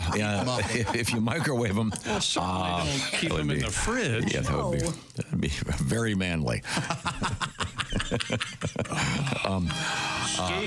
think I'd keep mine in the fridge before I would microwave mine. I agree. I'd go cold before. You think so? Really? When it comes to the anus? Okay. Yes. You don't like a nice hot towel? All right. I do, but not on my anus. Yeah. I think it might be nice, kind of a not too hot, not. Well, you know what? My bidet, I have it set at warm. So, is there a temperature readout, or is it high, medium, low, or? Yeah, it's kind of like just those hash marks, right? And I'm I'm on the warmer side. Yeah. Okay. Now, you have an aftermarket bidet? Am I correct? Absolutely. And this was installed by a plumber? I did have a plumber installed, yes, but you can do it yourself. And is this in one of the public facilities in your home? This is in the primary bathroom, and primarily I'm the only one that uses it. Oh, so if I were to come over, if I wanted to try it out, you'd have to go into my bedroom and then into the restroom. Yes, and then you're welcome to. Are the instructions? Is it obvious how to use it? Is there like a? There's a remote that's fairly user friendly. I think it's probably obvious to most. You might have a little trouble navigating it, I would think. I would imagine I would. There's a remote? Yeah. Yeah. Oh, yeah. Does it operate the TV too? It doesn't, thankfully. I'm serious when I say this. Is it possible to have it shifted to your phone? I don't think mine is, no. You know what I found out yesterday? What'd you find out? Something everyone else knows? That you can. Yes. You all can, in one remote. Your Apple TV is on your remote on your phone? No, I'm sure I haven't found that out yet. No, I found out that at my house, if I want to call upstairs, it's on my phone. There's a thingy attached to the what are those things called? Intercom? Thermostat. Oh. To your thermostat. Now, wait a minute. So are you calling or are you working the thermostat? If I want to say, hey, Finn, come on downstairs, it's on your thermostat has a speaker? Or some gizmo up there. Yeah, I had no idea. I've been living there for more than a year. Well, that's cool. That's very cool. I love being able to work my thermostat on my phone. Yeah, me too. I do too. From the bed. That's nice. Or from an hour away. So you don't think it's unreasonable for me to ask that you could, with your somehow tie your bidet into your iPhone? Not at all. In fact, I think some models, maybe even I'm sure they do. Probably a 4-year-old model. I bet they do. Yeah. But I also, it's not fair though for those who don't. And I know I'm in the minority here. Take their phone into the bathroom, or even take their phone out of their pocket. Yeah, but see, here's my point. You could send me in there and not tell me there's a bidet on that thing, knowing I'm sitting down. Oh, I see what you're saying. And then all of a sudden, I get this weirdo. Bidet pirate. Hey, I have a story that kind of connects with this. Really? Yeah, doctors are warning you to not spend more than 10 minutes sitting on the toilet. Yeah. Colorectal surgeon Dr. Le Zhu told CNN that prolonged sitting on the toilet can increase your risk of developing, we all know this, hemorrhoids. He wrote The Art of Pooping, right? Yeah. Yeah. That is a fine joke. That is, for those of you familiar with The Art of War. Dr. Farah Manzoor, an assistant professor of medicine and director of the Inflammatory Bowel Disease Center. Boy, that sounds like fun. Oh, boy, I'd like to have that business card. Stony Brook Medicine added that sitting on the toilet for too long while straining weakens the anal muscles and can increase the risk of rectal prolapse. What if it's a tough wordle? What if you're planning the whole day if it's a tough wordle, right? Average of 5 to 10 is what they say, no more. Yeah, I don't linger. I'm in and out. But if I'm in there for a long time, it means I'm just sitting there doing Wordle or connections or whatever. Say that you should avoid scrolling on your phone while going number 2, so you do not lose track of time. Yeah. And if you're having trouble relieving yourself, Dr. Zhu advised quitting after 10 minutes, walking around a bit, and trying again later. Okay. All right. What is it? Increase rectal prolapse? Yeah, that's when you don't want that. Doctor, you had me at hello. That is... That's why just party favors out. That's serious business. By the way, do anybody else play connections around here? Just you do, Chick. Yeah. I do. Someone please explain to me last week the connection between calculus and dentistry, and then I'll be That's happy. the term from dentistry. It's perfectly valid. I thought it was a math thing. Sorry, back to you. It's calculus. It builds up. Stupid world record. Same thing. Canadian band. Oh, this is one of his world records. Okay. I'm going to start doing that. We're a Canadian. Aren't they all? I don't. Every now and then, I will agree with his choice. Okay. I certainly don't today. All right. A Canadian band has broken the Guinness World Record for the deepest underground concert. Oh, really? Isn't that cool?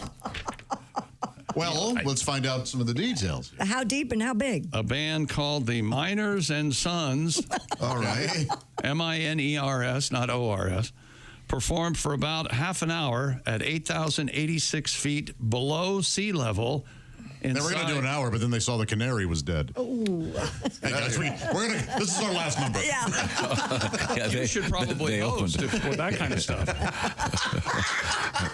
The headliner was Uncle Fracker.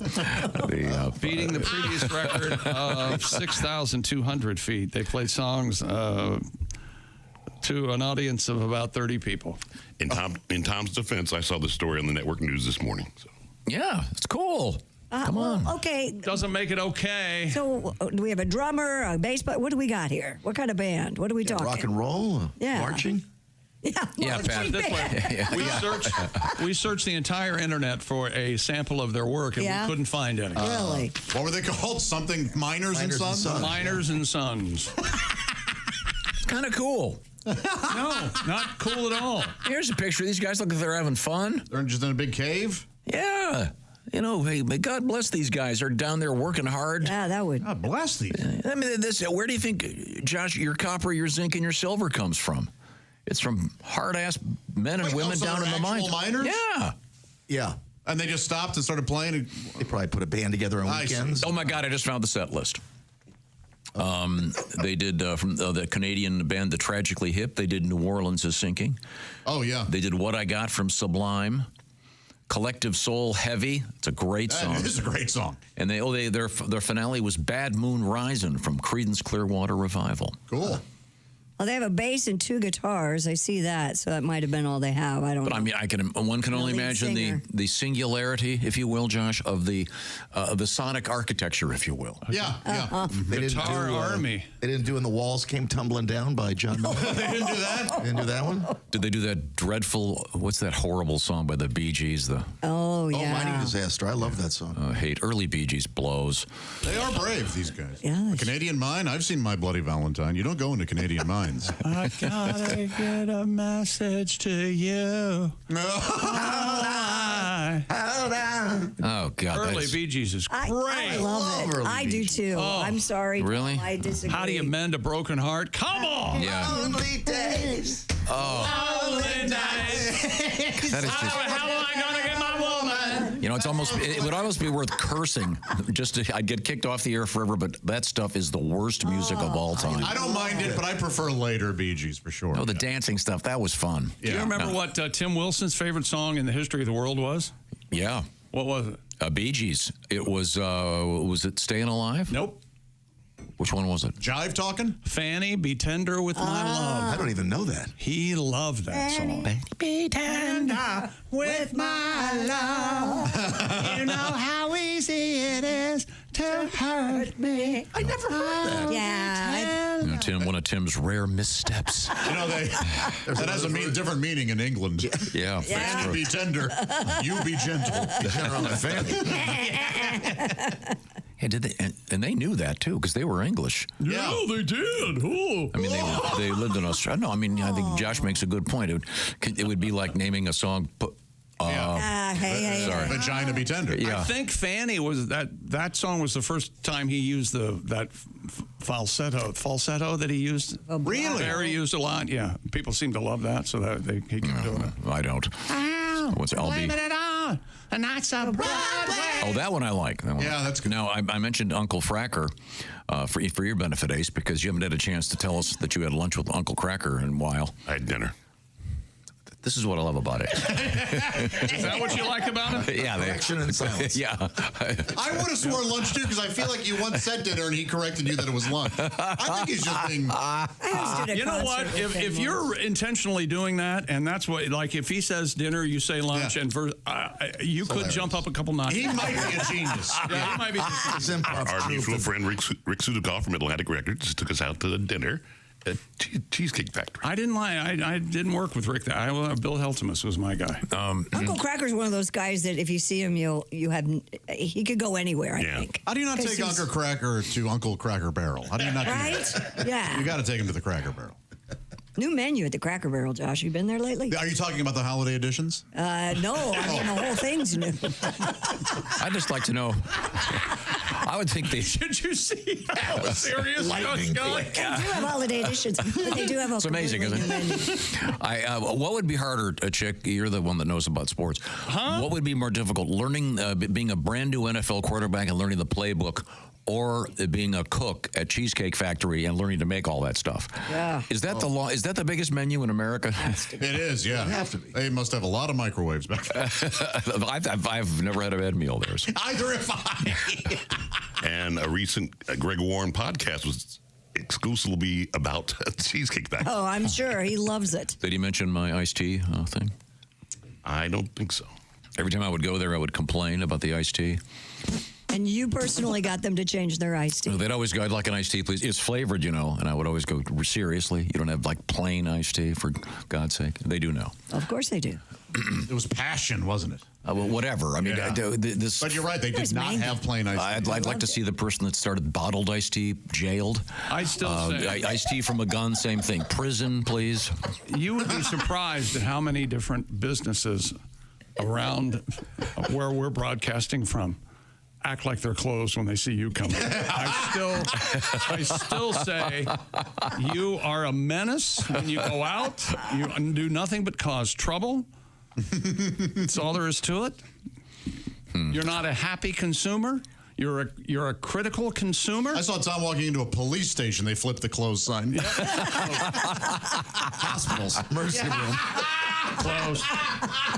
So we were unable to find any music from these minor guys. Yeah. Played in the mine. Would you be willing to go down 8,000 feet in a mine? Look at her. What? Hang on a second. I said, would you be willing to go down? And unfortunately, I paused. Yeah, you did. And then Josh threw in a vulgar reference. Is it his birthday? On who? A couple of my sisters did the Eckley, Pennsylvania mine tour, and they said it's terrifying. I know. I could never. I did one in Chicago once. I don't think it went that deep. It couldn't have. It was like part of your museum. Anybody know what I'm talking about? No. Nope. Have I lost my mind? A mine in Chicago? Yeah. Huh. Yeah, there was like some museum, and then there was a mine in Chicago, and then we went to a restaurant that served a dessert called the Super Bowl Sundae, and it was awesome. I have a joke I can't do. The sentence would involve the word minor and ditty and going down. The ditty mine. Oh, this is an audio turd. How easy it is to have. All right. Everybody likes it but you. All that I've got, and I don't, something here, I forget. I like to think that when Tim was singing this in his car, it was just his voice. Oh, yeah. Singing along. Oh, you have sort of that deep Fanny be tender with my love. Oh, that's the Fanny be tender? Yeah. Yes. Oh, It's awful. It's a great I song. didn't know you saying Fanny. Yeah, What'd you think I was saying? I don't know. I never knew. You never knew I that? just heard. The only other song with a famous Fanny in it, probably. The Wait? You got that one. Oh, yeah. Take a load off Fanny. Fanny, yeah. But now, what's coming up in sports? Less and less. Oh. So sorry. I just did the record. What do you want? Okay, I'm just asking if there was. I didn't want to cut you off. Well, since when was that a? Tom, would you go to a concert in a mine? No, I'm terrified of going. I won't even go to those caves. I won't either. Ugh. Some of those caves are great. Yeah, but I'm just that's one thing I can't do. Claustrophobia to the hilt. And the people who do those cave dives with this, that's unbelievable. Plunking, and they get caught in those crevasses. And they have to, sometimes they have to shove the tank in first and swim behind it. It really is horrible. I'd be concerned about a minor earthquake. Well, remember the 10-inch opening there? It's now 3. Goodbye. There's our string. If only I could get through. Getting nervous just talking about it. Yeah. No, thank you. Coming up, we have a bizarre story involving bananas. We have a Botox Are we going to have to hear your whatever you're talking about bananas, and we're losing bananas and flavors of bananas. The Cavendish banana? The Cavendish banana. It's coming back. It's been saved, it's apparently. It's a resurgence. And it's amazing how they've developed apparently a... Bananas are easy to grow in certain areas. Yeah. Yeah, the Cavendish banana apparently will be, or something similar will survive, so we can enjoy those great bananas. So enjoy your banana this morning on your series. When's the last time you had a banana? Last week sometime. Oh, very good. I like bananas. I had one yesterday. Yeah. Pat, can you eat bananas? Yeah. Okay, that's on your that's on your list. More Bee Gees coming up, by the way. Oh yeah. Oh, okay. Christy, bananas? Love bananas. Did you ever do that thing where you took the health class and they put the condom on the banana? No, we didn't do that. I went to a Catholic school, remember? Oh, okay. We didn't even get the banana. The rhythm method, or as we like to call them, parents. It's all coming up. This is the Bob and Tom Show.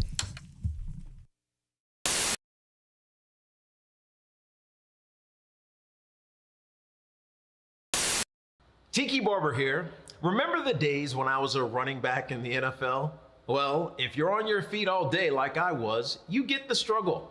The secret is orange insoles. Their insoles are like magic for your feet and body. They'll help you kick hip pain, sore feet, and lower back discomfort to the sidelines. Feel better, do more with orange insoles.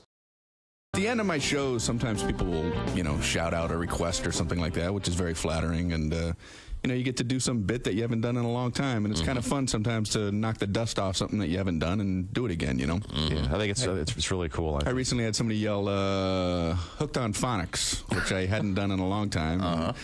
And it's fun to go, oh, man, I haven't done this bit in, years. And that was the bit from the commercial. Do you remember the Hooked on Phonics girl? Yeah. The little girl with the braces. Hooked on Phonics, work for me.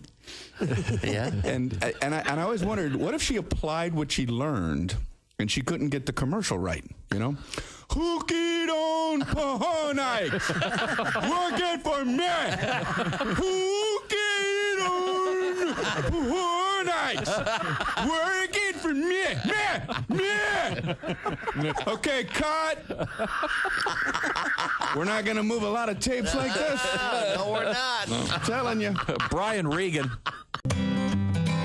You might hear bits of conversation as you pass through public places. Some loud talker on a cell phone or a tiff at the next table. Most washed by and not remembered. But one evening last December, I passed 2 women talking by the front door of my hotel. I stopped and thanked them by the curb the moment that I heard their words, and said it was the finest line of eavesdrop I'd ever overheard. Their words stuck inside my head, so I wrote down the words they said. And with a hotel pen, I wrote then they had to taser her again. 'Cause then they had to taser her. First time wasn't phasing her. Whatever she did it twice. Who was this gal? Why weren't she nice? They zapped her once. She improvised a twitchy breakdance jazzercise. Didn't get the hint, 'cause then they had to taser her again. These swirling words did not relent, speculating about this incident, and it's gonna drive me crazy, wondering what went wrong. Were there warrants unresolved? How much alcohol was involved?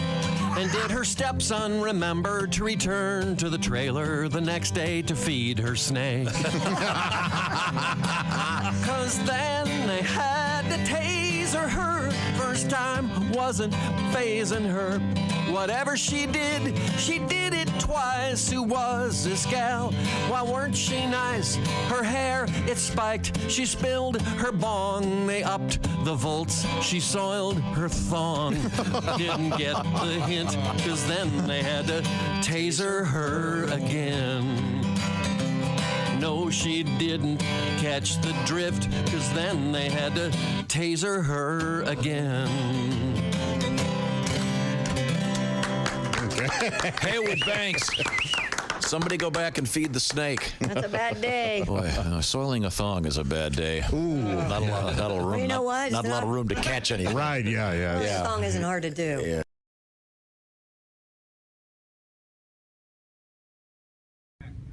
I'm in Bob and Tom's studios. April Macy was on Bob and Tom today, and I probably know more about what turns her on than anybody I know of. She's trying to play hard to... Oh, Eureka's! I swear to God, she is fire-ass hot. Hi. Remember me? I do, unfortunately. Don't worry about that restraining order, because that's expired now. But you're famous. You've been on TV before, and I'm sure you're used to the porkerazzi coming in taking pictures. I swear to God you are. Oh, please don't say porkerazzi. Porkerazzi. You don't carry pepper spray anymore, do you? Because the last... It's so uncomfortable. It's very uncomfortable, your porkerazzi. Well, the last stuff you carried stung a little bit, but you are from head to toe. You want my pager number, maybe? Is that something you might... Perhaps. Be interested in? Pretty lonely. Okay. I tried to hit you up on Christian Mingle, but your profile picture didn't really reply to what I had, so... Yeah, you can go on JDate if you'd like to see me. Go on JDate? Okay, I swear to God I will. I know what the J stands for. I had tennis elbow doing that all through high school. I'll see you, April. Bye. Sexy thing. Oh, my God. I did a show at this dance club. I don't know if you can tell by looking at me. I don't like to dance. The lady running the show, she was like, why don't you shake what your mama gave you? I was like, I don't know how I'm supposed to shake scoliosis and a low self-esteem, but there were black lights everywhere in that venue, on stage and backstage where I'm standing. And I was just doing the normal pre-show check, and I had a stain on my pants right here. I know, I felt the same way. What had happened was... you know when you put your pants in the washer and you dump the soap in, it all landed right here, and that shows up under a black light. I didn't know that, and neither did anybody else. Because I was on stage and everybody was like, oh man, that is a lot. It was a capful, it was a lot. That's 2 loads, so... If you think that's a dirty joke, it's because you're a dirty person. It's a laundry joke. It's a clean joke. So.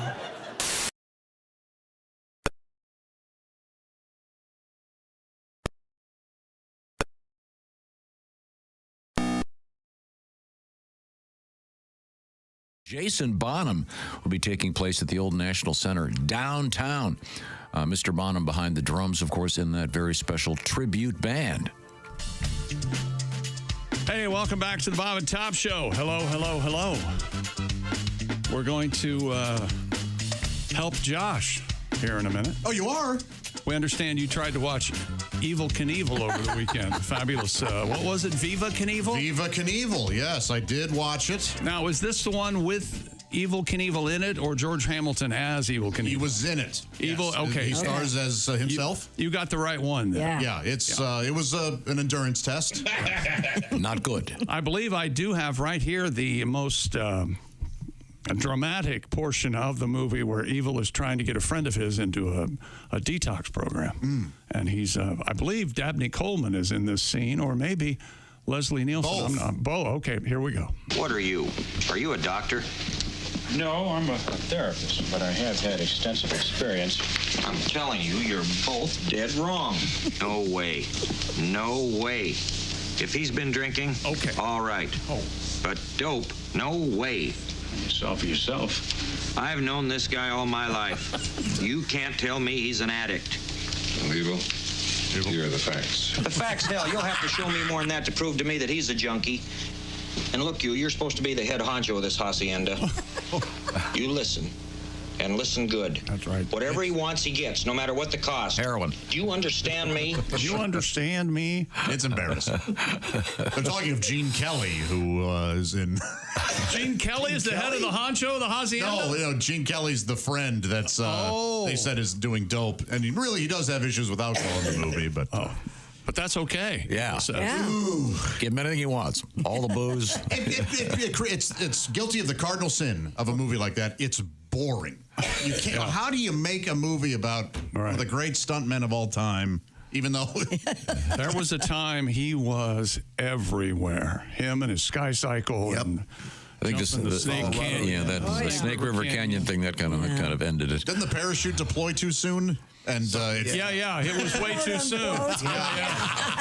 Halfway through. That's horrible. I don't know how that happened. Do you remember the love song from the Evil Knievel? No. No, I remember the theme song was making me laugh, but.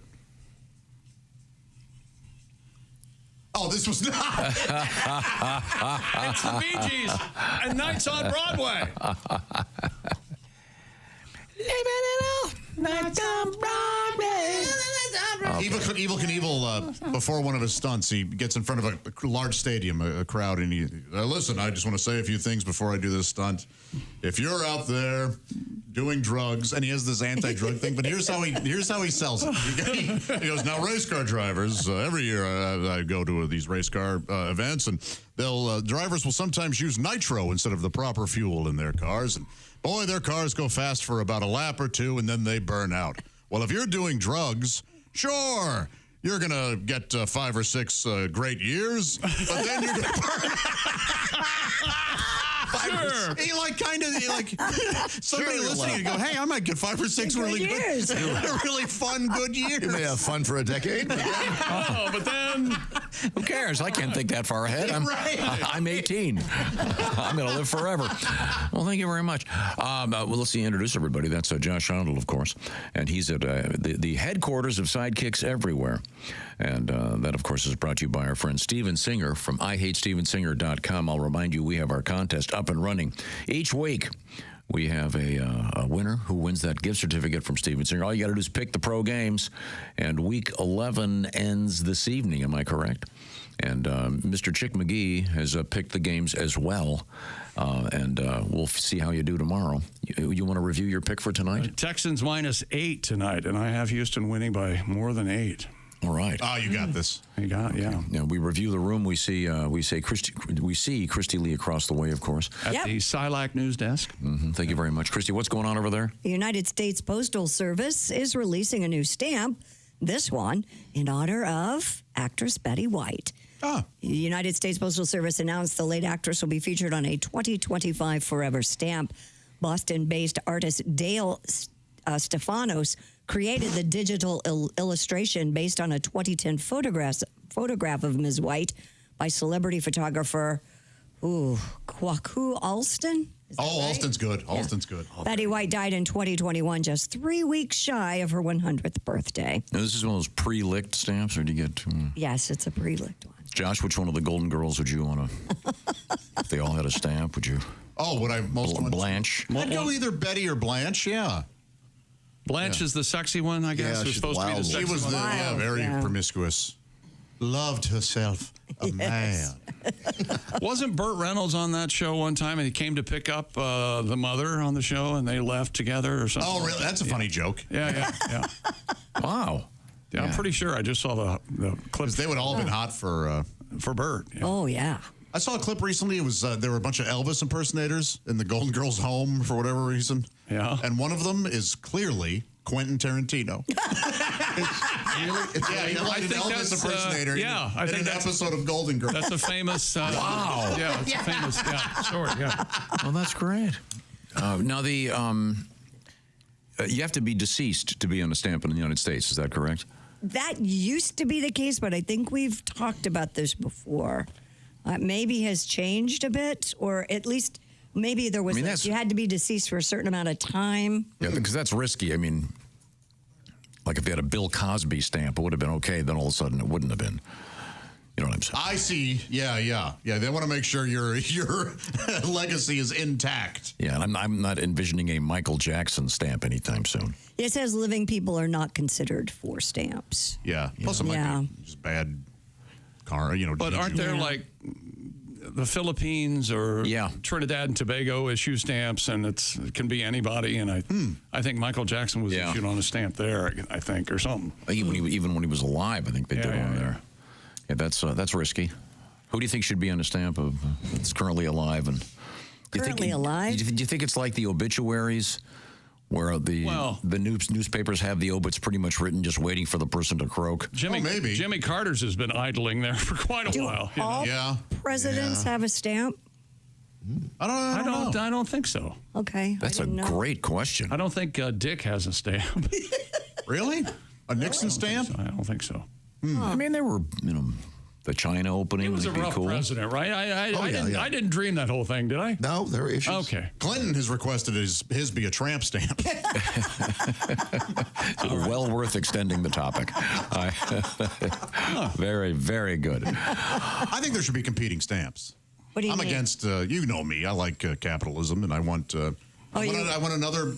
I don't like how the United Post Office has a monopoly on stamps. I think there should be another company that sells them. Maybe it'll be 5 cents cheaper. Like FedEx? Or UPS?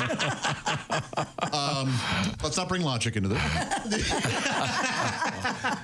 And with their... And they can go whatever, they can do whatever they want with their stamps. And the stamp collecting, those are the philatelists, is that right? Is that stamp? Is that the coin? Yes. The coin guys are like numismaticists. Okay, I wonder if there's a philatelist out there that could help us with it. Are there any vice presidential stamps? That'd be fun. Possibly. Why? Alvin Barkley stamp. Once again, not from this century. Is that the only vice president that you know? Reference him a lot.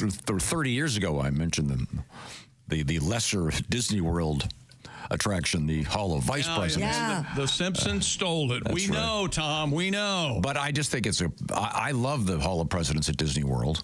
Not just because it's air conditioned. Yeah, I never That's get. the only reason. No, it's cool. It's got these robots. It's cool. How often do the girls go to that? Never. We were just at Disney World a month ago. Never. They wouldn't go. That's a shock. Are you trying not to be not liked by your children? Is that? Give them a little education while you're in there. Yeah, because that's what they're looking for at an amusement park. Oh, yeah, learning. Gosh, hope we can take a test at the end of this. There'll be no test on this show. Once again, visit bobandtom.com/contest, and maybe you can win the test of your predictability, of your predictions, I should say. Right now, we're going to come right back. This is the Bob and Tom Show.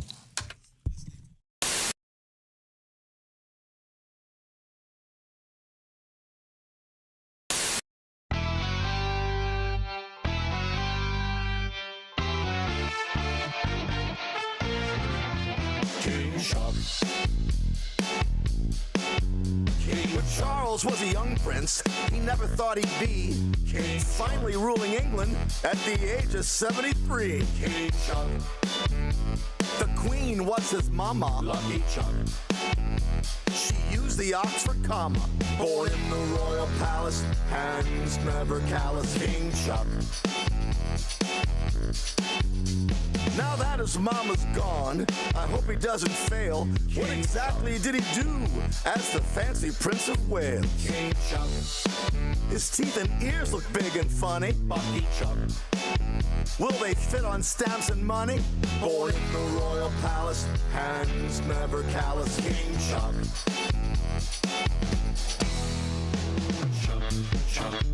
The Queen, she had her corgis. Prince Andrew had his orgies. He's wild, that brother Andy. On Epstein Island, dude got randy. Prince Harry moved from good out to Hollywood. King Chuck.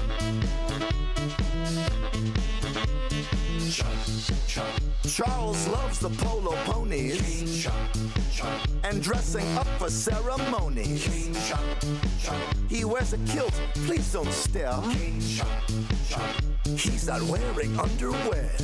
Finally gets to rule cause he's got the family jewel. King Chuck. He married Diana, they had a castle and a villa. But all the time he dreamed about only one Camilla. King Chuck couldn't wait to get his hands on Horny Chuck. Said he'd like to be her tampon. Born in the royal palace, has the royal phallus. He's so old it won't be long, we'll have to write another song. King Will.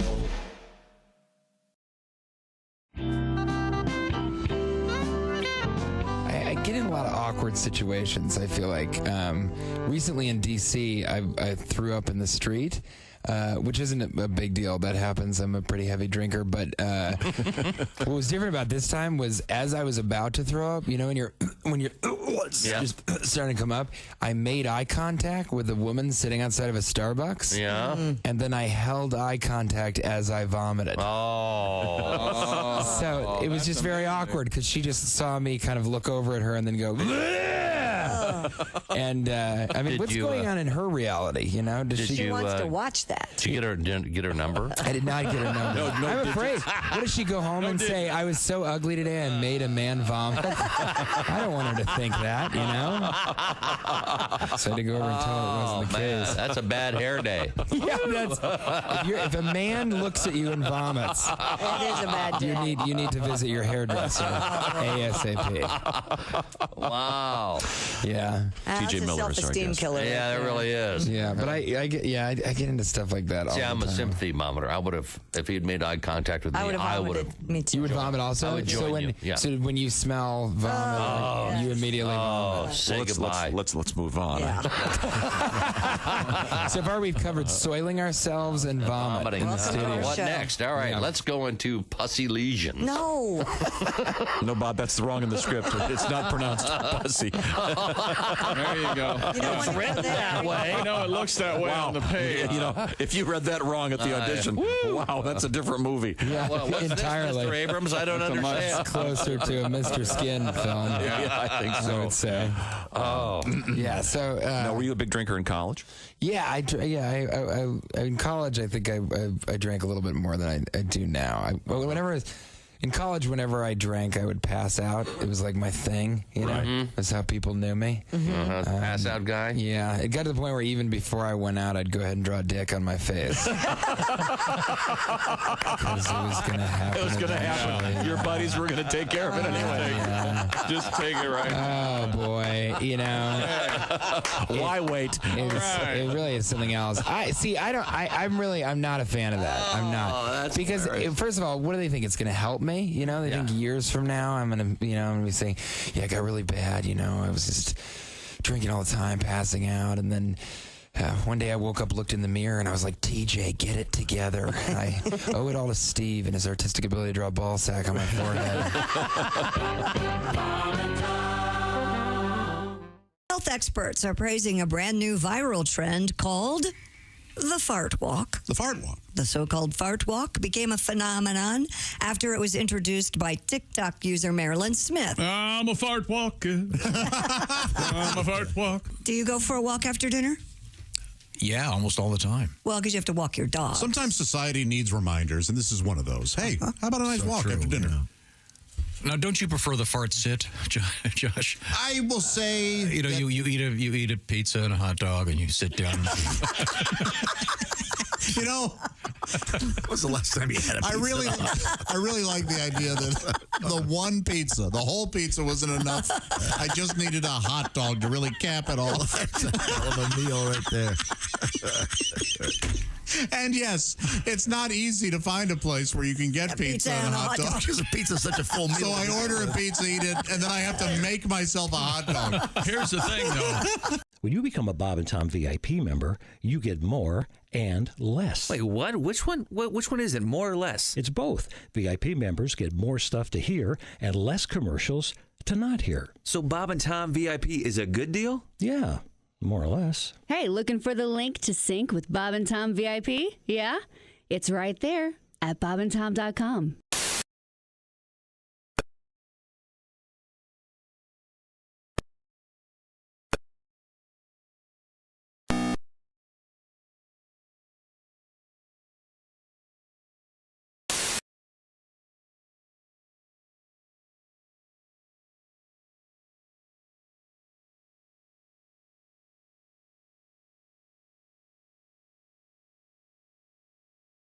Get your AAA membership today. Visit AAA.com/radio.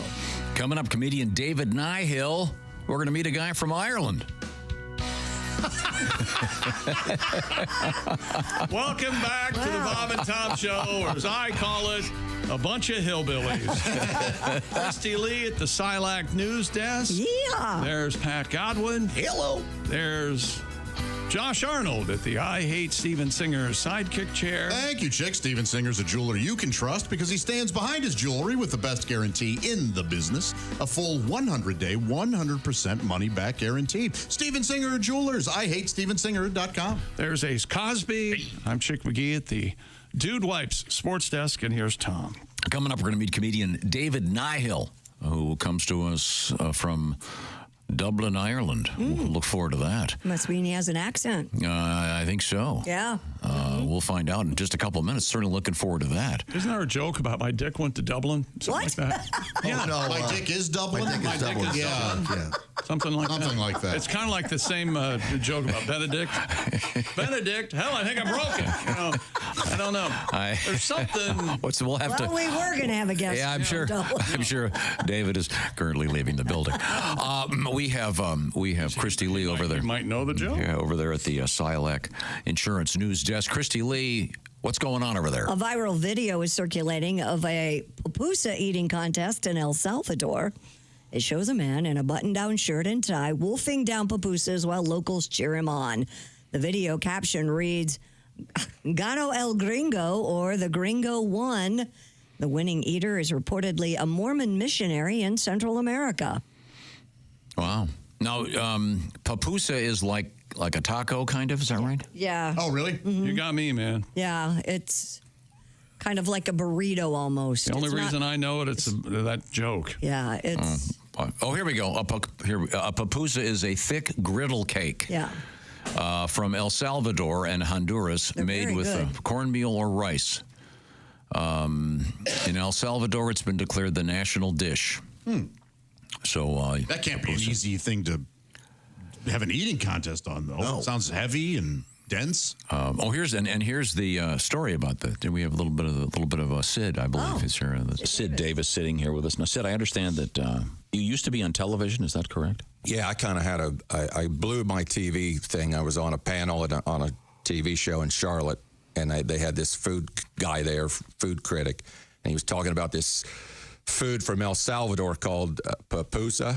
Uh-huh. Well, they said, "Sid, do you like pupusa?" And I said, "I only get it on my birthday." Thank you, Sid. The pupusa on the birthday. So the guy that won this was a Mormon missionary, which is kind of funny. In that context, yes. Because aren't the Mormons famous for that? Famous for what? For their, sexuality and Mormons? yeah. Oh, I guess there is that Mormon reality show where they're all swapping wives and stuff, right? Yeah. But Sister wives? not me. No, it's God. Did you ever see the play, The Book of Mormon? I did. It's great. It is very good. Very, very good. Very funny. I would highly recommend it. What else is going on over there? In other food news, government officials in Sweden have had to banana-proof some areas due to a minister's phobia. Staff working for Minister Paulina Brandenburg asked for bananas to be removed before official visits. Ms. Brandenburg has said on social media she has the, quote, world's weirdest phobia of bananas. Those staff said in the emails that she had a strong allergy to the fruit. In a response, Ms. Brandenburg confirmed it was a phobia, but described the impact it has on her as, quote, sort of an allergy and something I'm getting professional help for. Wow. Yeah, so it's not really an allergy. She just doesn't like bananas, I guess. I don't. Yeah. You imagine. And I was trying to find out about that, but I stumbled on this. Josh, you might know this one. There are obviously a lot of really weird things out there. Yeah. Have you arachibitorobophobia? Sounds like a spider. It does. It's like a bitter spider phobia. And I'm pronouncing it incorrectly, I'm sure. It's the fear of peanut butter sticking to the roof of your mouth. Wow. And they've got a word that's very long for that one. How about that? This is interesting. Nomophobia. Nomo. This is, I think, real. Fear of Phil Collins? What? Fear of being without your smartphone. Oh, you have geez. that. I have the opposite.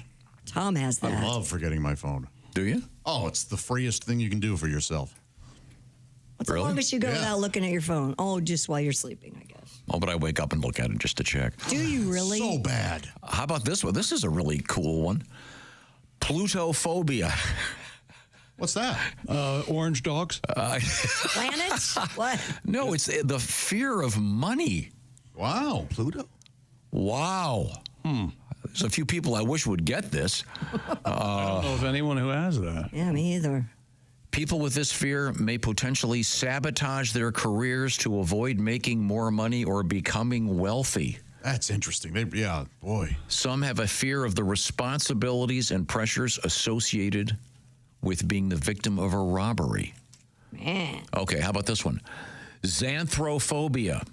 X or Z? With an X. I don't know. Something to do with xanthan gum? No. Xanax? If you're a Coldplay fan, you wouldn't want to have. It's the fear of the color yellow. Including, for example, being terrified of school buses. Jeez. Boy. Now, here's someone I knew had this one, and I don't know. I'm sorry if I'm pronouncing it incorrectly. Ablutophobia. Right, a Popeye? Big hairy guys with beards? The fear of bathing. Wow. Sometimes more common in kids, but can be present in adults. Okay. It can lead to, quote, unpleasant body odor and social isolation. Sure. Here's an easy one. I'll give this to you, Christy. Yes. Octophobia. Octophobia. Afraid of the number 8? Yep, you got it.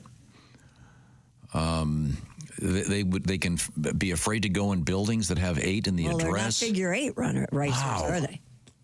It's because of its resemblance, they think, to an infinity sign. How bizarre is that? Optophobia. Pat, any ideas on that one? Fear of eye issues? Yep. Fear of opening your eyes. Opening your eyes. Opening your eyes. Or just eyes. Morning. It says this can be extremely debilitating, especially if you're a driver. That's really something. It says it's hard for individuals to carry out daily activities without opening their eyes. Wow. Man. Oh, I've heard of this one before, but never heard of the name of it. It's either globe or globophobia. Okay. The fear of balloons. No fun at a birthday party, certainly. This is one of the longest words in the English language. Oh, triskaidekaphobia. That's a pretty good one. Anti-establishment, was it Tyrianism or something? That was the one I was. This is crazy. Hippopotamonstosesquippedalophobia something. What is it? It's the fear of long words, which seems completely fake and made up. Yeah. And ironic. That's weird. Yeah. Bacon. Yeah. And finally, this one's great. Omphalophobia. Omphalophobia. The fear of belly buttons. Wow. People with this will avoid seeing or touching belly buttons, even their own. They might even put a bandage over their belly button to avoid looking at it. Innies or outies, or it doesn't matter? Doesn't matter. They will avoid places where belly buttons might be exposed. Yowza. Okay, now we return to Christy Lee. Quick banana story. The yellow banana that was fixed to the white wall with silver duct tape that you were so pissed about. Do you remember that in Miami? The so-called art piece? Yep. Comedian is going on the market and should fetch between $1 million and $1.5 million at an auction on November 20th. That's the name of the piece. That's exactly right. And the banana they keep putting a new banana in? Yeah, you will not be buying the same fruit, of course, that was on display in Miami back in 2019. Those bananas long gone. Sotheby's says the fruit always was meant to be replaced regularly, so you'll have to provide your own banana. So it's just the piece of duct tape. Then. Okay. Yeah, on a white wall. You could probably do this at home if you'd like and tell all your friends. Really idiotic. Yeah. $1 million. Talk about people that have a fear of money. They're just giving it away. Well, some Jeez. people are appreciators of fine art and others aren't. You know what? I'm not. I don't think that's fine art either. I'm with you, Josh. But what are you buying? You're buying a piece of white wall with silver duct tape and a banana on it. But they're not giving you the wall, are they? Is it? Can you just go? Probably a piece of a white wall, I would think. And then you have to put the banana freshly on there. duct tape and banana. Mhm. Okay. Yeah. Really dumb. Is that just to make people who work hard for their money feel like it's time to have a revolution? I don't know, but artist Maurizio Catalone is having a great time if he sells this for $1.5 million. Come on. Let us know when he's dead. So he probably won't have to worry about retirement, but maybe you do. That's where the Silac Insurance Company comes in.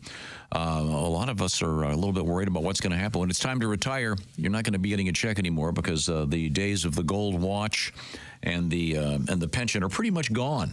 So perhaps you should check in with the experts at Silac Insurance and look into something called an annuity.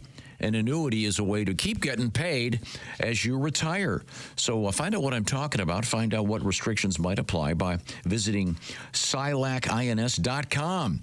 Annuities from Silac Insurance. In fact, you can go to bobandtom.com and Chick McGee will walk you through what it's like to just walk to your mailbox and pick up that check. Yes, I will. That's SILAC, SilacINS.com. It sounds like something you might want to do now so that you can relax a little bit as you move on in your life and look at retirement down the road.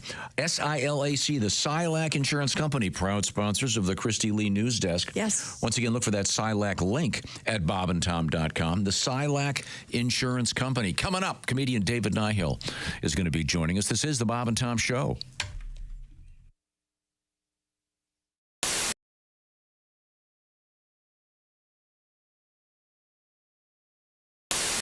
All right, where's my big bowl? Hey Josh, new orange insoles are in with that deep heel cup. You should see how deep this heel cup is.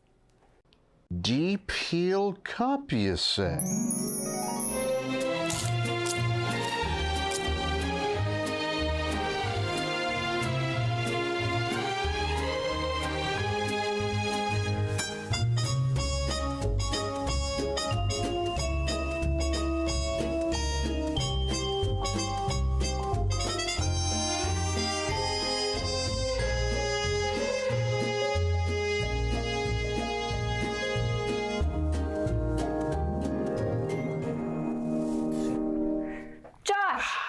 What are you doing? Deep heel cup. They're for your shoes. Gah. My shoes, you say? Orange insoles come with a deep heel cup and arch support to provide everything you need to keep up with your everyday activities. Orange insoles are great if you work on your feet all day, simply taking on the world. Orange insoles will help you feel better and do more, guaranteed. Get your orange insoles today and step into a world of comfort. OrangeInsoles.com.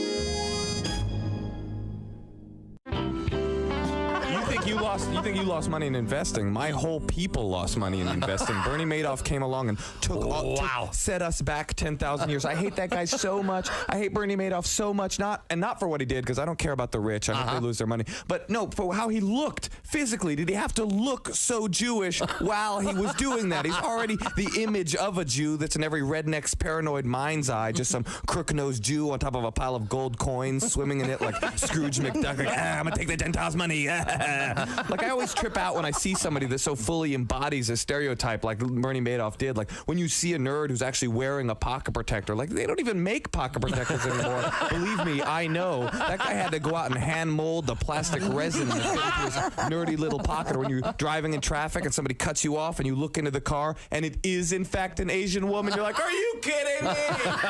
Are you serious? Are you seriously going to be Asian right now? There are people watching you. Have a a little bit of self-respect and don't be Asian. Like when I'm walking along and I see a quarter on the ground, I don't pick it up. It kills me not to, but I don't do it because there's people watching. There are people watching. Yes, you don't want to reinforce the stereotype. No. That's correct. You got Oh, man. keep it real.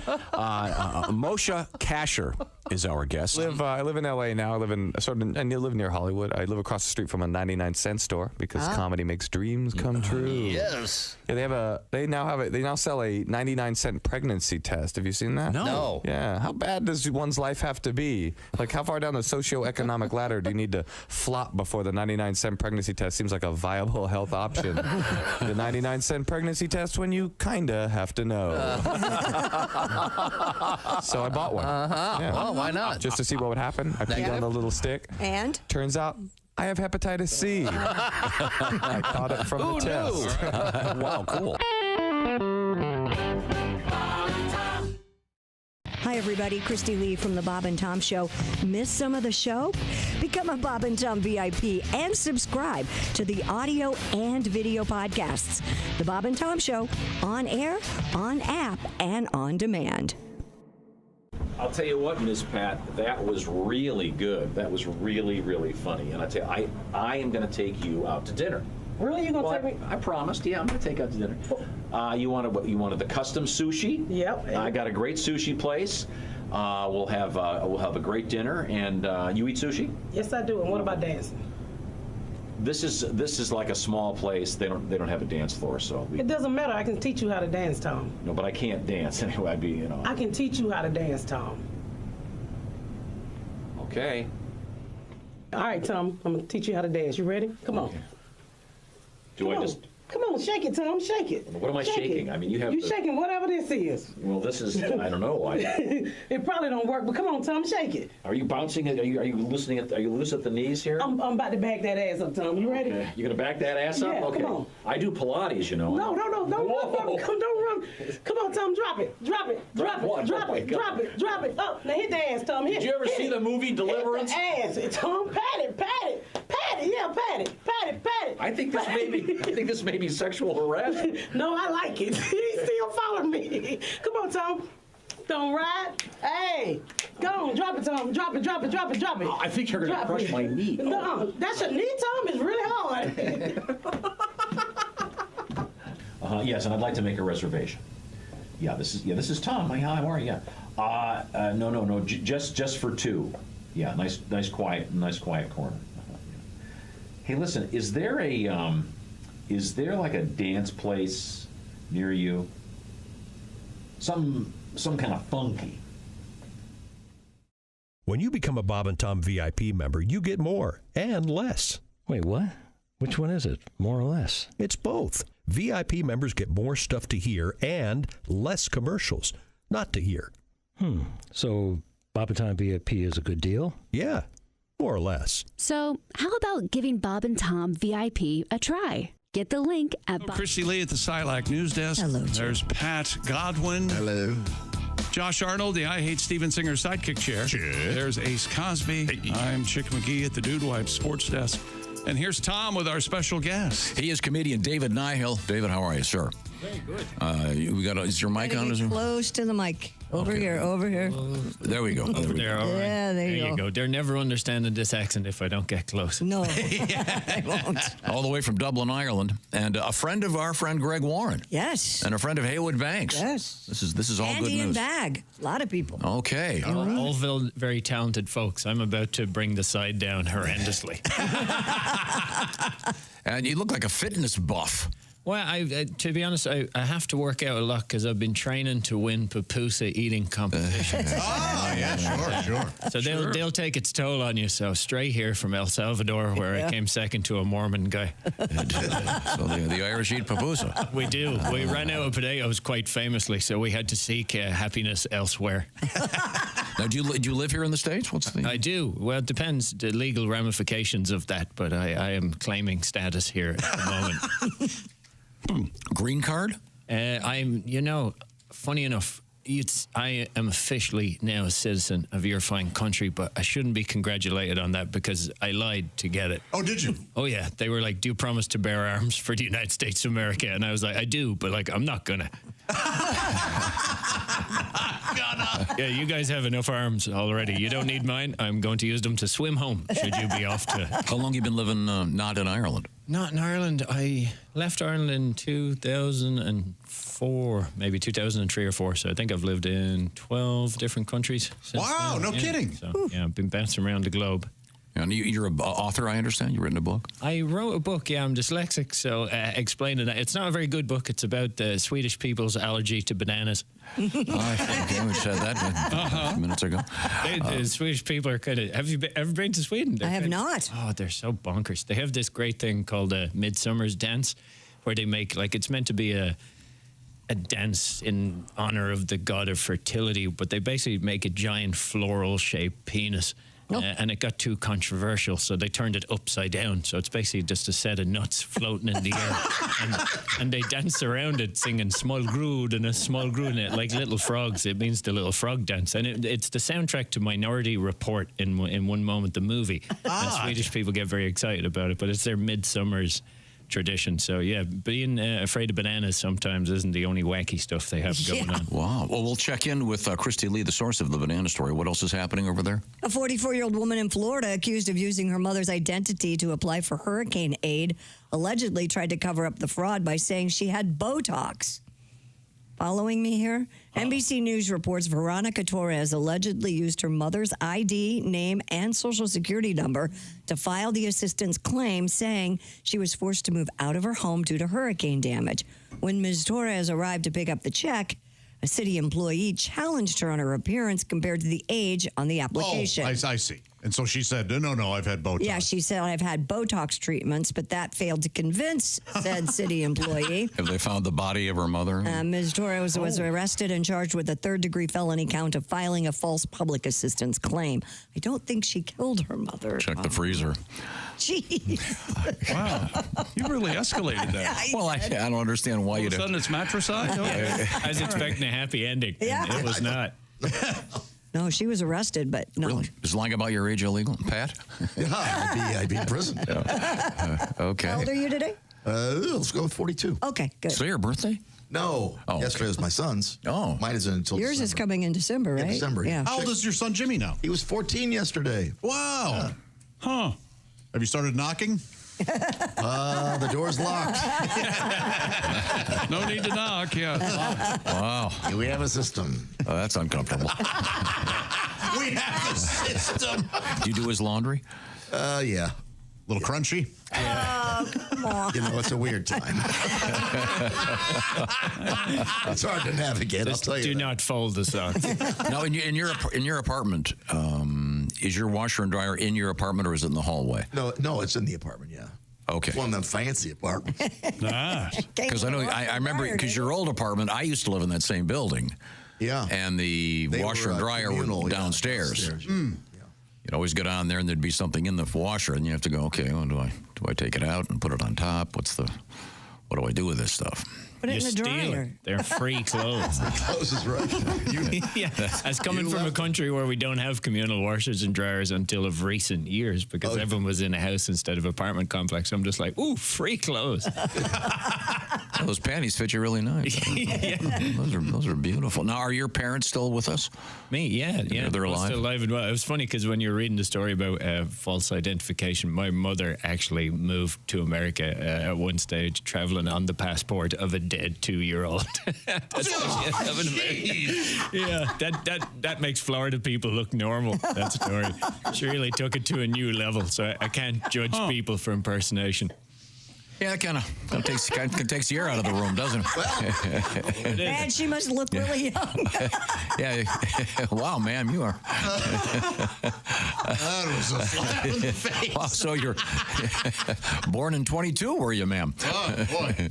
2022. But it does get worse if I actually filled in the details. In America, I've noticed that when Irish people tell a story, Americans are like, I don't believe that. Like, that's just too crazy. And in Ireland, we're all like, no, I can see how that would happen. And it was my mom and dad were getting married, and they couldn't find my dad's birth certificate on the day of the wedding, and my dad is called Patrick, and he had a dead sister called Patricia. and they had Patricia's birth certificate. So they used Patricia's birth certificate. So technically, my mom was married to my dad's dead sister. Oh, jeez. And then might have sneakily pulled a passport using that certificate and ended up in America at one stage working for Donald Trump's mother as an illegal immigrant traveling on the passport of a dead 2-year-old who she was also in an involuntary lesbian relationship with. And if you can unpack that one, good luck to you. Yeah, no That's kidding. a lot going on. Yeah, you like lost. any Florida-style skeletons in the closet, and you're like, oh, just one. Oh, that's rough. Pat, you got any songs about dead? Oh, okay, good. Now, at some point, Pat, I want you to play your new song about the streaming. I just love that thing. Oh, okay. That was a big event, a worldwide event, Friday, the boxing match. But some people got to see, yes. I hope you're talking about Katie Taylor's portion of it, because the headline event was definitely not the headline event. I heard that match was just incredible. stellar. Well, yeah, Katie Taylor is the reason you had women's boxing in the Olympics. In Ireland, women's boxing was banned, so she used to dress up as a boy and knock the stuffing out of the men. And it got to the point where she was when the Olympic Committee had to decide should women's boxing be in the Olympics, they brought her over to fight. I think it was in Atlanta against a male Olympic level boxing, and she knocked the stuffing out of him, and they said, you're in the Olympics, and then she went there and won the first gold medal. It's hard to watch. They were just beating the crap out of each other. Well, she's so good. Man. Two of them are so good. Wow. Yeah. The main event was a bit of a letdown after that one. But as we were talking about earlier, the Netflix is going to be broadcasting exclusively 2 NFL games on Christmas Day. Mm-hmm. And they're obviously going to be working on the streaming issue before then. If they have trouble with that streaming, there's going to be hell to pay if that has trouble. But I think it was an estimated 65 million people worldwide watching that. And it has been, as you said, more or less rated a disappointment. The match between Jake Paul and Mike Tyson, for whatever reason, not particularly good boxing, but the preliminary bouts were considered to be very good. And Jake Paul won on a unanimous decision. In case would you mind doing your song? I mean, this is a tremendous tribute to that event. If you were one of the many people trying to watch, you may have had a little bit of an issue. Oh, we have a tuning issue. Oh, okay. Well, I can explain that. My dog has fleas.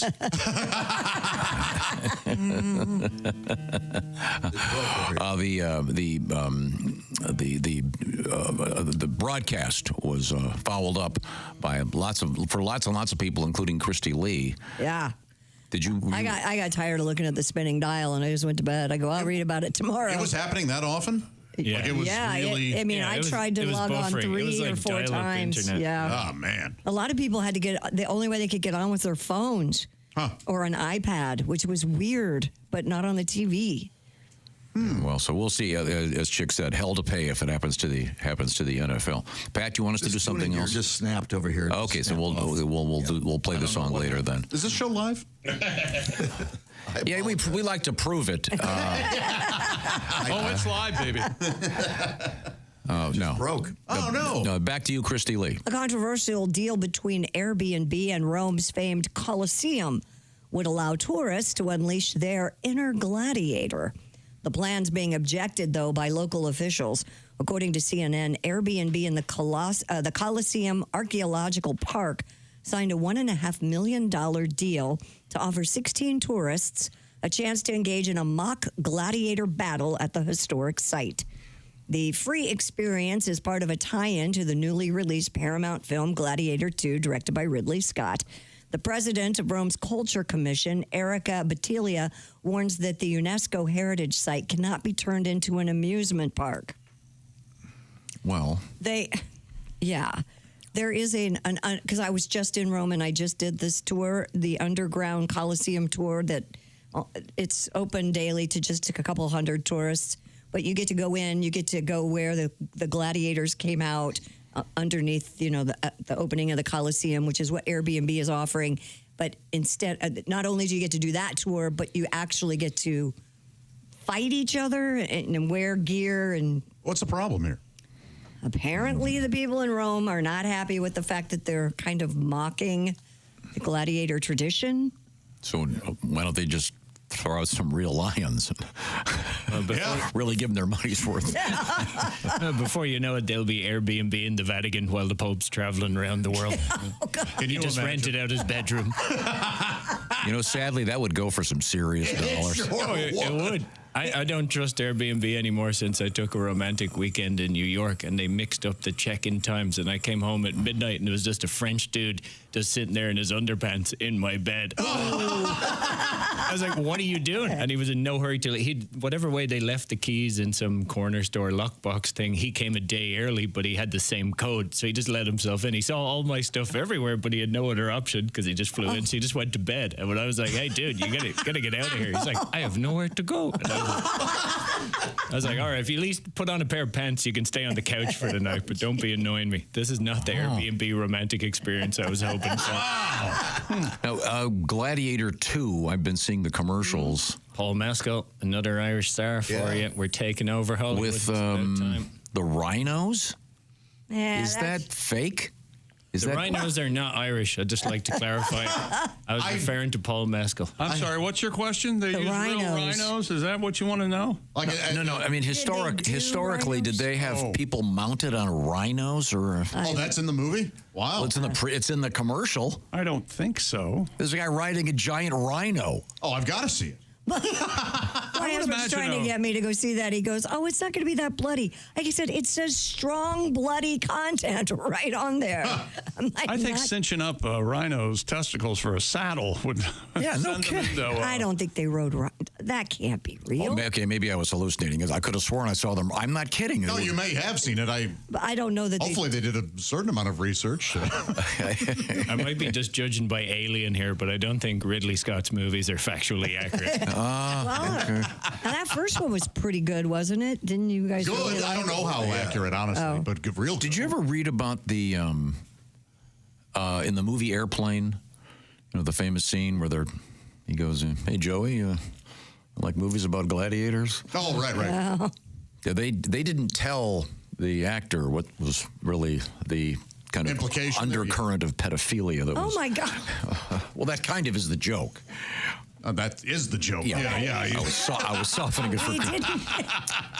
They did not tell Peter Graves what was going on because he was, I guess, quite a religious man, and but they got him to do it in any event. I don't see why they're complaining. They're getting $1.5 million to rent the place out for a couple days for some fun. I don't know.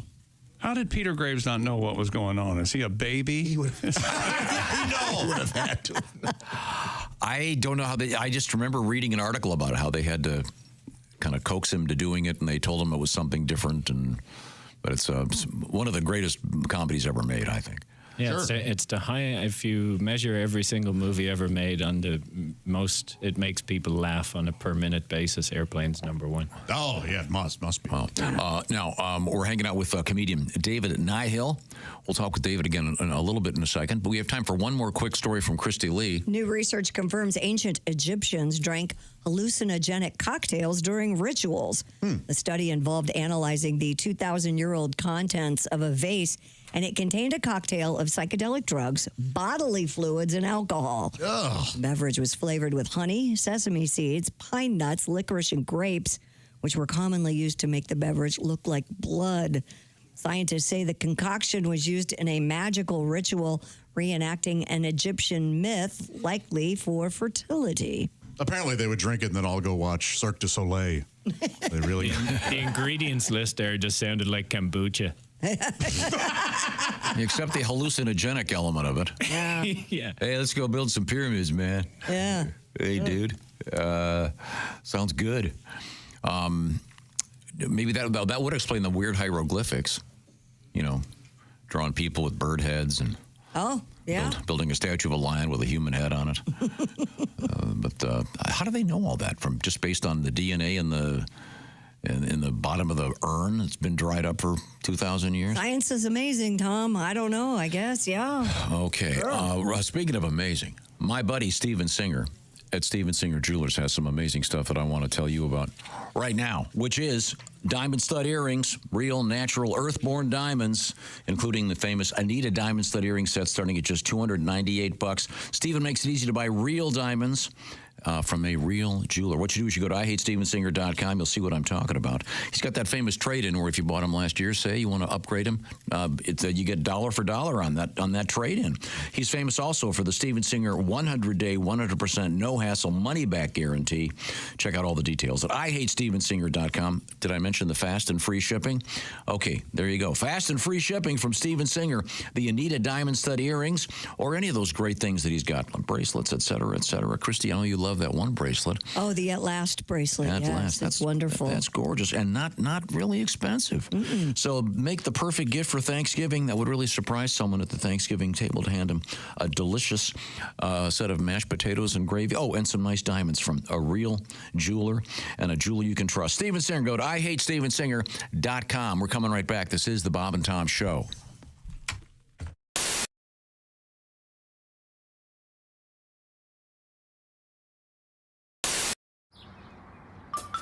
Is that Chick McGee? Why, it sure is. Chick McGee, who knows that an annuity from the folks at Silac Insurance Company means a retirement check in his mailbox every month. Chick works on perfecting his mailbox opening technique. Easy, Mr. McGee. Don't blow that elbow out. Chick isn't quite retired yet. He's just practicing for it. Because one day, Mailbox McGee will be taking his retirement the easy way. SILACINS.com. Silac Insurance Company. Lavelle, you have, I believe, your wife's dog, the Shih Tzu. Yeah, it's a Shih Tzu. Okay. Japanese crap through the house. You were saying you wanted to get a new dog, so we were giving you some dog tips. Now, I'm a big fan of the Golden Retriever. Oh, man. Maybe I could see you with a Golden Retriever. No, man, that's not a black dog. I'm sorry. Them Golden Retrievers need love. Mm-hmm. Black dogs, we chain them to a tree, with a truck chain, and you ever see at the real black people house, the dog be running around the tree on a truck train. He don't even bark no more. He just yelling, help, help, help, help, help, help, help. Somebody give me some help. Call the dog whisperer. Give me some help. We don't take our dogs to the doctor. Come on, man. But it's just the thing about it. I want a dog. I'm a man. You know what I'm saying? If I'm going to have a dog, I want a man dog. You need a Rottweiler. Yeah, Rottweiler, a pit bull, a mastiff, or a mutt mixed with Rottweiler, pit bull, mastiff. A little mountain lion in him. I can't pet him, but he scared me to death, but I take him out anyway.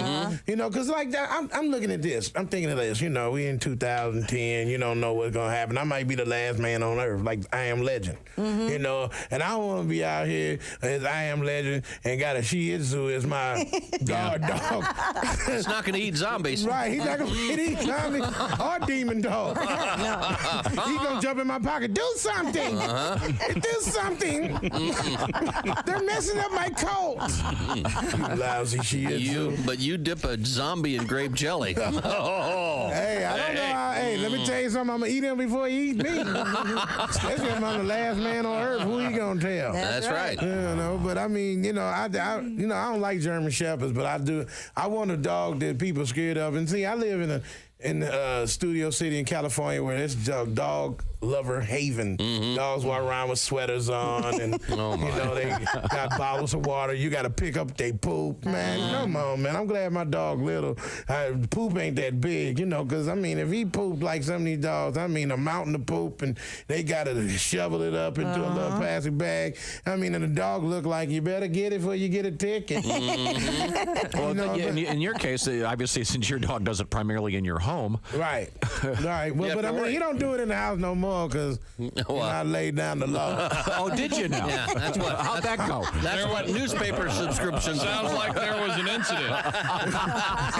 It was his butt was sore. I'm gonna let you know that. Here's what you do. Yeah, right. I know. People are dog lovers, and you don't want to be offending nobody. Like, oh my God, because people treat dogs better than they treat adults. I'm for real, man. I was watching Animal Planet one day, and there was a guy out in the water drowning, and there was a dog out there drowning, and they threw a life preserver out there, and they say, put it around the dog. We'll get you next.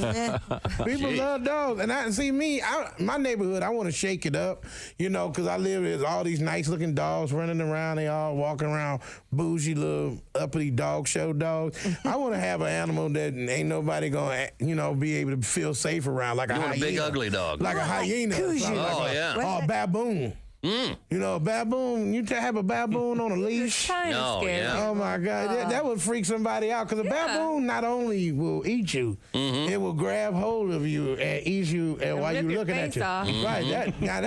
That's a pet. Wow. I want a pet I can fight off.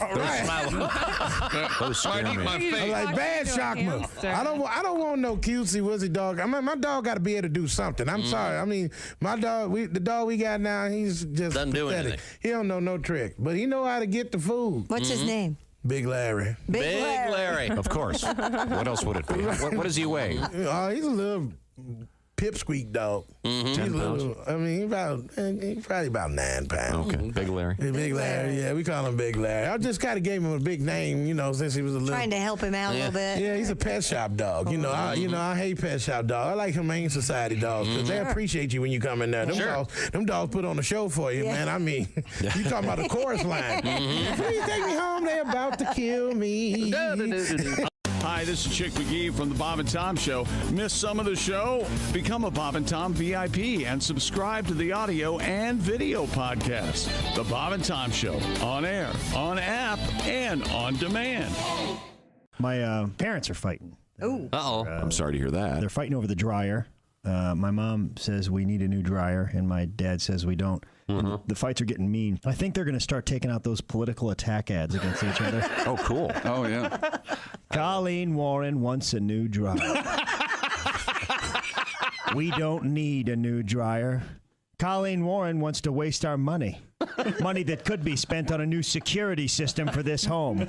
Colleen Warren wants terrorists to invade our home. This ad was paid for by me because I'm the one with the damn job in this house. Jerry Warren says the dryer isn't broken. Just like he said the air conditioner wasn't broken, the car wasn't broken, and our son Greg's arm wasn't broken. Haven't we had enough of Jerry Warren? This ad was paid for by Jerry Warren, and he doesn't even know it.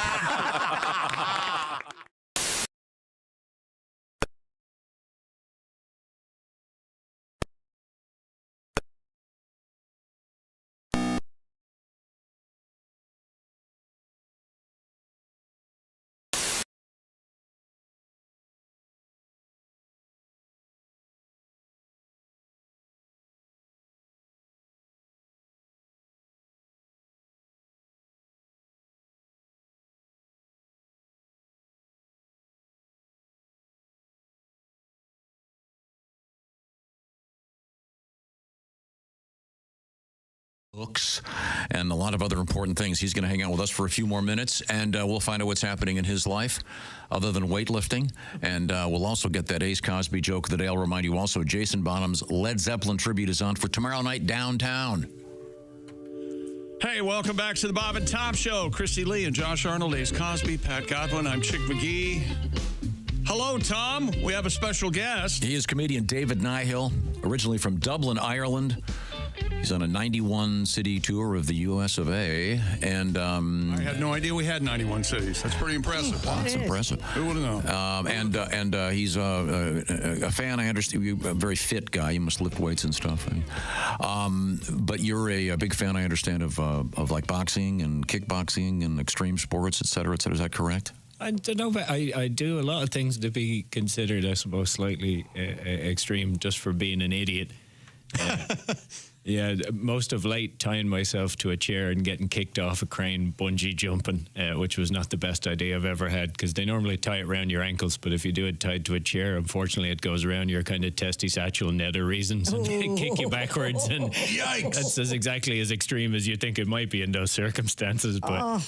Yeah, mostly kite surf. I got kind of big into kite surfing. I was living in San Francisco, so you'd be out attached to a kite, sliding around the top of the water like some kind of modern-day Red Bull-sponsored extreme Jesus. That's cool. Under the Golden Gate Bridge. Oh, it's the coolest thing ever. Under the Golden Gate Bridge. Wow. Yeah, I'd do it before shows, and I'd always be looking before I went out. I don't wear a watch when I'm doing it, and they'd be like, "You're going to be on time for the show at 7, right?" And I'm like, "I'm not sure." As soon as I go out here, anything like you'd be out there, and there's whales bopping up around you, and the sharks, and like there's people jumping off the bridge. They don't publicize it, but when you're under the bridge, you will see them at some stage.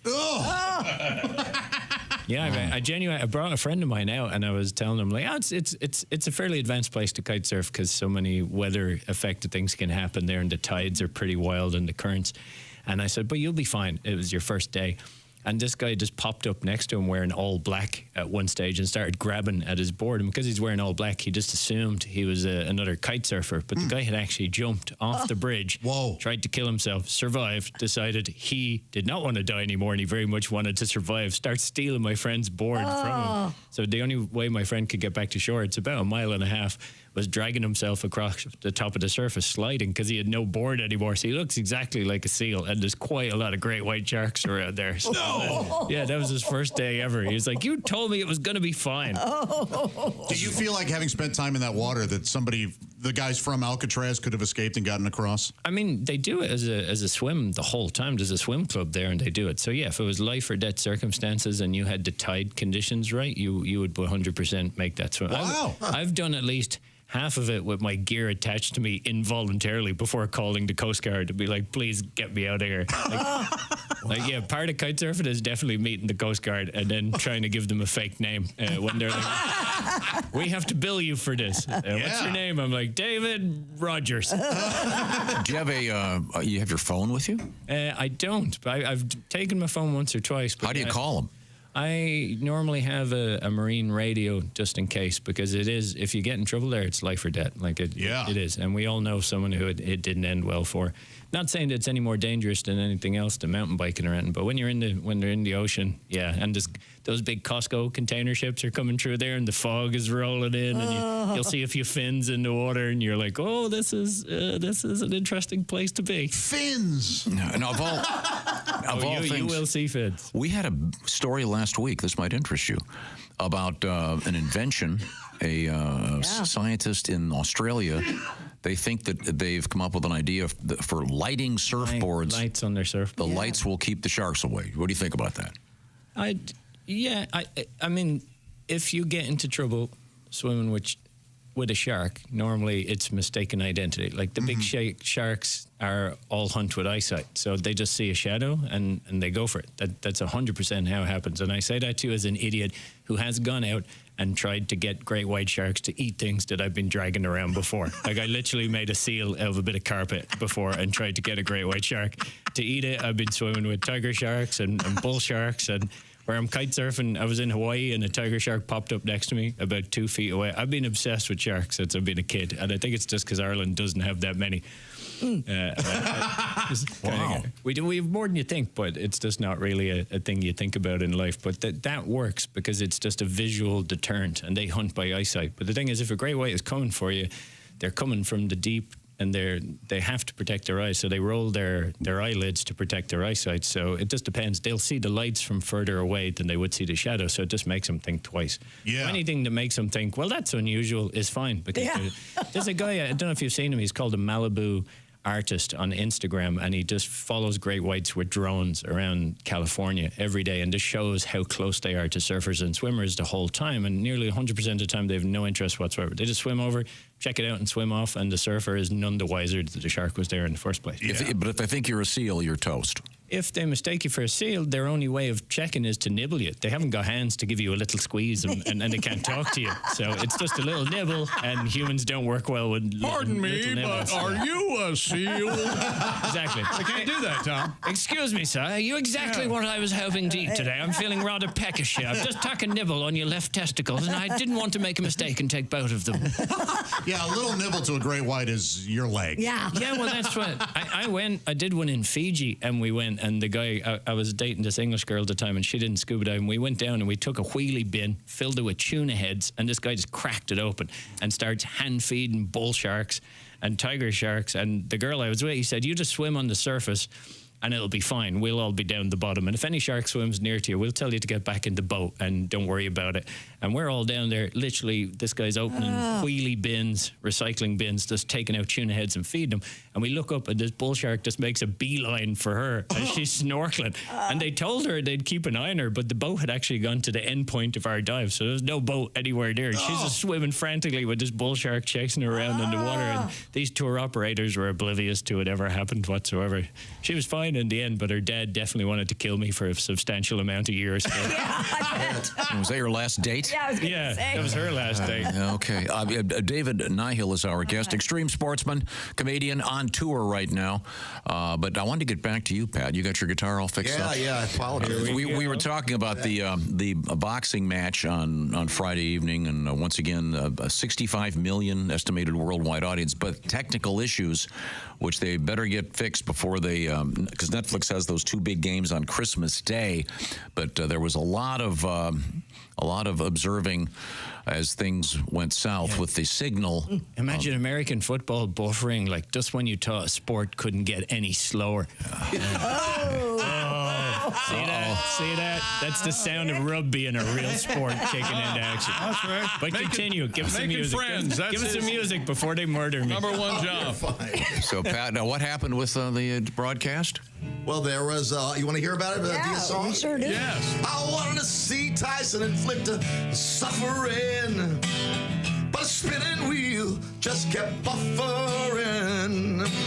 Turned on my TV to watch the fight, and the spinning wheel kept spinning the whole night. They fought 8 rounds. The fight went fast. The screen was frozen on Mike Tyson's ass. It started late after Mike's bedtime. I'm pretty sure elder abuse is a punishable crime. I couldn't see the fight. What a sin. Spinning we just kept buffering. There you go. All right. Thank you very much. Thank you very much. Well, we'll hope they get it fixed before the Christmas from the NFL. Coming up, we have tarantulas in the news. We have a huge story about a lot of mice that are looking to be adopted, and perhaps an update on the missing monkeys when we return. This is the Bob and Tom Show.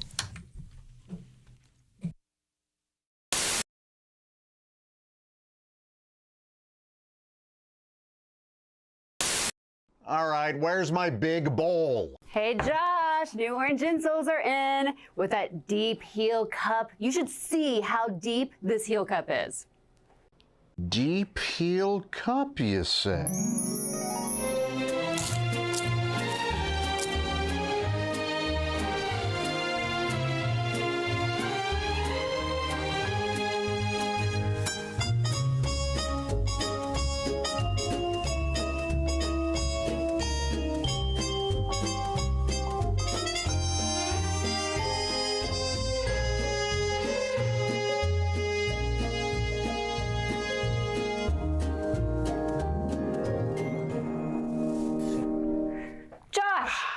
What are you doing? Deep heel cup. They're for your shoes. My shoes, you say? Orange insoles come with a deep heel cup and arch support to provide everything you need to keep up with your everyday activities. Orange insoles are great if you work on your feet all day, simply taking on the world. Orange insoles will help you feel better and do more, guaranteed. Get your orange insoles today and step into a world of comfort. OrangeInsoles.com.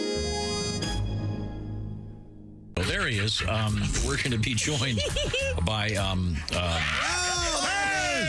Randy Feltface is joining us. May we call you Randy, or do you prefer Mr. Feltface? No, I'm very happy with Randy. Let's keep it informal. Sure. Yeah. Mr. Feltface.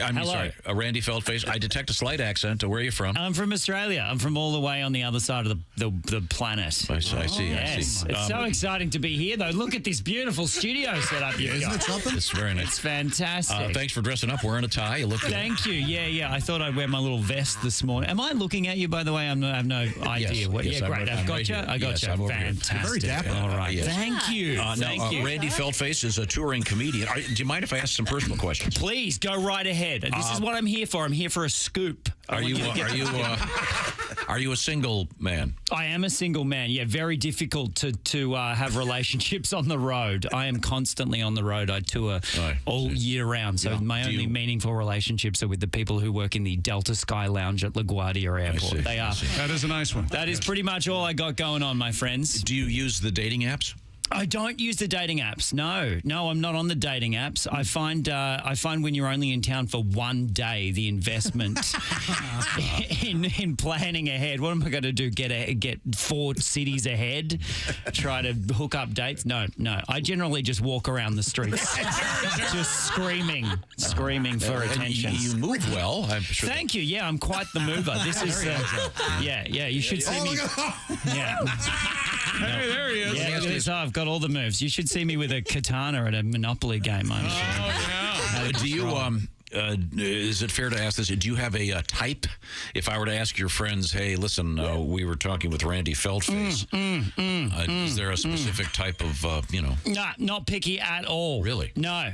Again, in town for 24 hours. I'll take what I can get, really. Yeah. I see.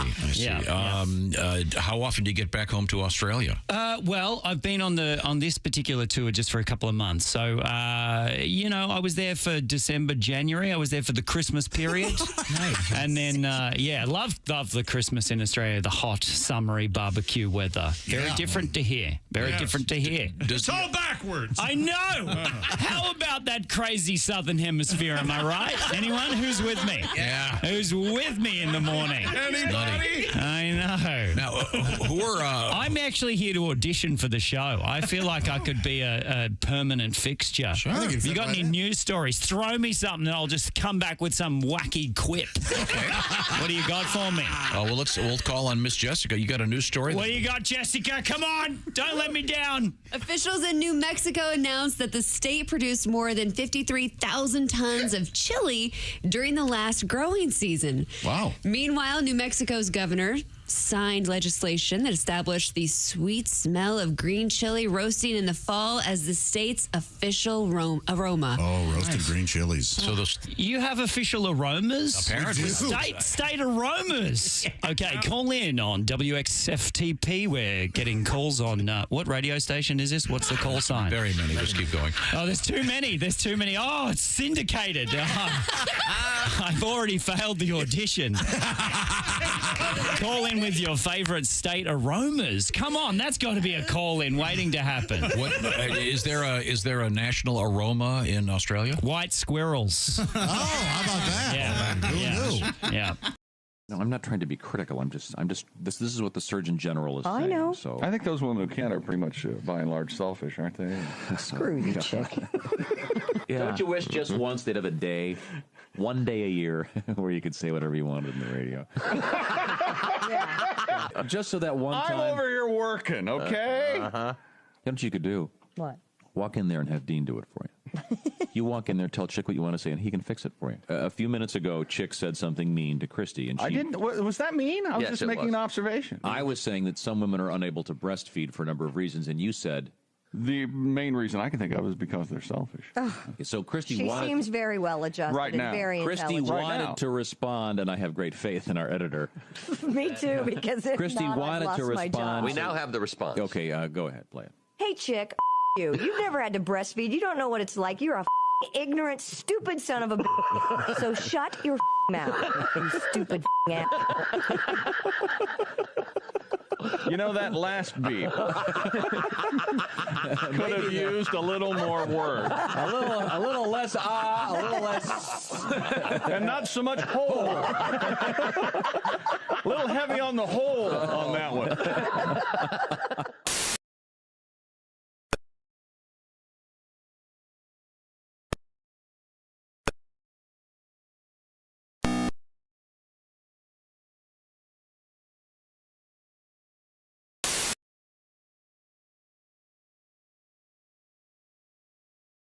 But he's back, and his tour will continue, and it will be taking place once again tomorrow evening at the Old National Center downtown. Hey, welcome back to the Bob and Top Show. Christy Lee at the Silac News Desk. Hello. There's Pat Godwin. Hello. Josh Arnold at the I Hate Steven Singer sidekick chair. Hi, Chick. There's Ace Cosby. Buddy. I'm Chick McGee at the Dude Wife Sports Desk. Cut that out. And here's Tom. Well, thank you very much. Thank you very much. Comedian David Nihill has joined us in the studio. He is a writer, and he is from Ireland, touring the United States, a 91-city tour. And you were discussing the fact that you are not a windsurfer, but the latest development in the world of surfing, a kite surfer. Well, I've been trying to... Wing foiling, funny enough, is the latest development where they've now got it down to like a little mini triangle. So you kind of look like an ant on the water on a giant butter knife, basically, slicing above that kind of hovers you like a magic carpet. Now, I've been trying to learn that one last week, but... That one is not a great idea. Do you travel with a kite surfing board and all that stuff? Not when I'm doing gigs, because the opportunity in Indianapolis, Cincinnati, or other exotic locations in Ohio, where I've been this week, are not so permitting to doing it sometimes. I don't know, But Lake Erie, Lake Huron. Ohio River. You could, Might be a little chilly. You could do it. Slightly frosty. Yeah, no, more. I was down to Dominican Republic for a month this year and in Mauritius for a month. So when I go there, I definitely take it like that. That's the whole purpose. Do you speak lots of languages? Do you? I don't know if I speak any well, because even in English, Americans look at me like I'm speaking mumbo jumbo over here all the times. But yeah, I lived in Latin America for 2 years, and I lived in China, lived in the Middle East, and then in school they make us do Irish, German, and French. So we're you're pretty loaded up on languages. I think I only make sense in Spanish. And Portuguese, Brazilian Portuguese, I'm fairly decent. Did you do comedy in Spanish? Some nights, if I'm drunk enough, I just embrace my inner Mexican. Like, when you think about it, behind every Latino with a leaf blower is an Irish guy with a rake. Historically. And it only takes about 5 beers to turn the Mexican flag into Ireland anyway. So we're a bit emotionally connected. You know, you guys, someone burns your flag, you're going to war. Someone burns the Irish flag, we're like, that could be Italy. Or Mexico. We need to think about this and reflect for a while. I see. We're going to reflect with Christy Lee over there at the Silac Insurance News Desk. Authorities in Peru say a Korean man was caught trying to smuggle out hundreds of tarantulas and centipedes. Really? Yeah, he was detained at the Lima Airport. Lima, Peru, Lima, Ohio. I always get that confused. Lima Airport with 320 tarantulas, 110 centipedes, and 9 bullet ants wrapped in Ziploc bags concealed with 2 girdles strapped to his body. I knew it. I knew he was wearing them. Well, I hope they weren't, in the old keister. You got a tarantula up there. That's if I say let him through. With a plastic, case, you could do that, right? Are these valuable to be sold in another country? Is that the deal here? Well, they must be worth it, right? I don't know. Officials became suspicious of the 28-year-old after noticing his swollen stomach. Ugh. No. Just a bunch of tarantulas and centipedes. Taped to his body. Wouldn't be smarter. They die? Well, wouldn't it be more profitable to do cocaine or heroin or whatever they make down there? I would think tarantula smuggling, there can't be a lot of profit there. I'm saying if you're going to strap on a girdle, hey, throw in a pound of cocaine, you're going to make some cash. That might be the world's worst business plan. Yeah. He just collected random insects, strapped them to his body, and went to a new country with absolutely no knowledge of if anyone had any interest in his product. Well, we'll see. I've got some fire ants that have been up my ass. Funny enough, he probably went to the wrong destination. He was actually heading for Lima. Yeah. That's where all his trouble started. Do you have a song for that, Pat? No, I did not. I thought you gave me the signal. No, I was just gesturing. If you did have a song, that would be proof that there was some merit to his business. If you read. Yeah. You would get a song out of it at least. An animal shelter in New Hampshire struggling to care for a group of rapidly producing mice. I don't get this. After a man surrendered nearly 1,000 of the little rodents, an unnamed man dropped off 150 containers of mice to the New Hampshire Society for the Prevention of Cruelty to Animals. All right, you take her easy now. The total number of mice continues to multiply.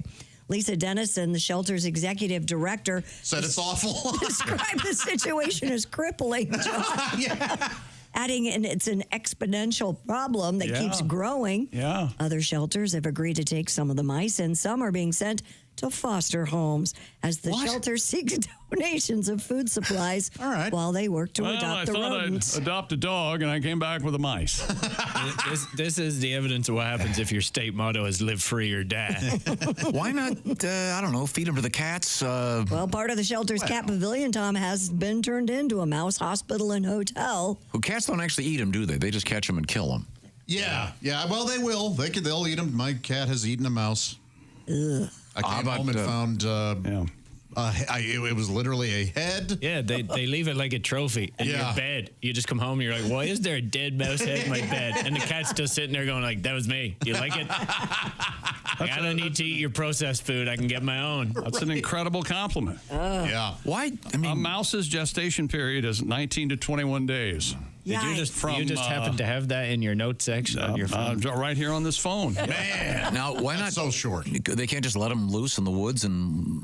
Why don't they feed them to snakes? Well, because it would be considered their job is to save animals. Yeah, I know. But that's bad press for a lot them. of mice. Who's this clown who dropped him off? That's what I want to know. And why did he have so many?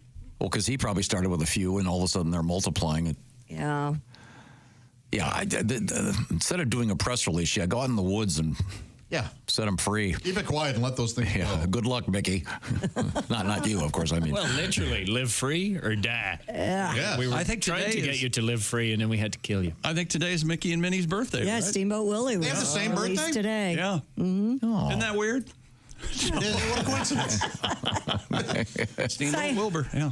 Scientists are using a novel approach to curb mosquito spread diseases by making male insects deaf. Huh?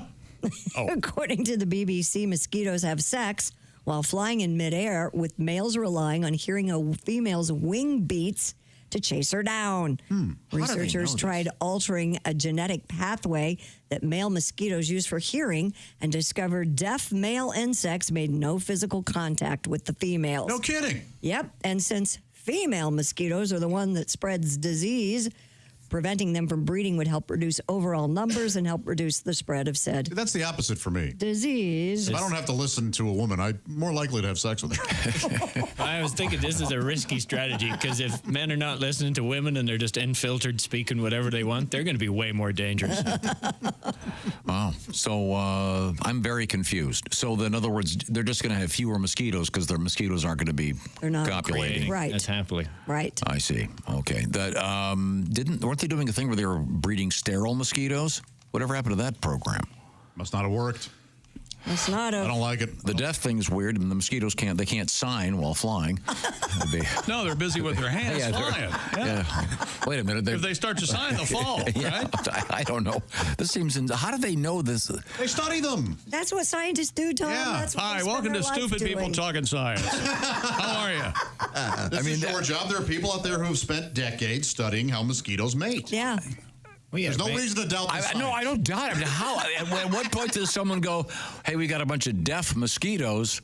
How do they test for that? Well, they deafen the mosquitoes. See, do they have little teeny little ears they plug up? This is part of your problem. You're trying to come in here and clean up a problem that these guys, millions of dollars and years of research, have already looked at the problem, but you're going to waltz in. I got an idea. And run your trap. I got a better idea.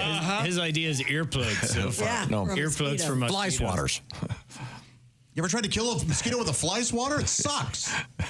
Really? Yeah. Is there anything worse than hitting it on your arm and blood going around? They get me before I even get out of airports. Yeah. I went to Dominican Republic and I was mangled before I cleared immigration with mosquito bites. Yeah. Got me in the eyelid. Eyelid? Oh. Does this help with the mice thing, with the deaf thing? If we make the mice deaf? Have we got to make them to keep them from having anything? Okay, here we go. But don't they have enough problem? There are already 3 blind ones. Now we want to make them deaf too. See how they run. Here we go. This is an article. Bug zappers. Apparently, all that they do is slaughter wildlife and don't work for mosquitoes. What do you mean they slaughter wildlife? That's crazy. Yeah, that's ridiculous. Hi, welcome to the internet. Go ahead, Tom. I have sat on a deck and heard many mosquitoes getting zapped by those things. I've never walked out and seen a raccoon attached to it. This says bug zappers kill bugs by the thousands, but there's a problem. They kill the wrong bugs. They're ineffective against mosquitoes. Really? What do you mean? Are mosquitoes like impervious to electricity? Is that what you're saying? Plus, the force of their electrocution can spew a mist of disease-ridden bug parts into the air. I'm not worried about it. Is this he believes? Yeah. All of the all of the mosquito experts we spoke to, said the New York Times, and every relevant university office we could find unanimously condemned bug zappers. Have you ever used one in your bedroom? Like it wakes you up the whole night every time something gets taken out. Where do you live? Are you sleeping on the porch? He said he's lived in the Middle East and in South America, wherever. I think I had one in Mauritius and one in the Dominican Republic. Makes sense. Now you're just making words up. Yeah, they do not recommend them. So all right, there we go. Not too. So deafen your mosquitoes. What do you use to kill mosquitoes? I have these. Wakes them up. I have a fogger thing that, like, if I'm going to read on my porch, which I often do. Yes. When I'm going to dropping the names of books. I take my ease on the lanai. Okay. Ulysses. Yes. What are you reading right now? Backdoor Ranger 2? No, 3. Thank you very much. I want to finish the trilogy. You have one of the tennis racket zappers. Have you ever seen those? I love those. Wait a minute, what's that? It's like a little tennis racket. And if you, you can feel it if you put it on you. It'll shock you. Yeah. Oh, you Americans trying to turn everything into a sport.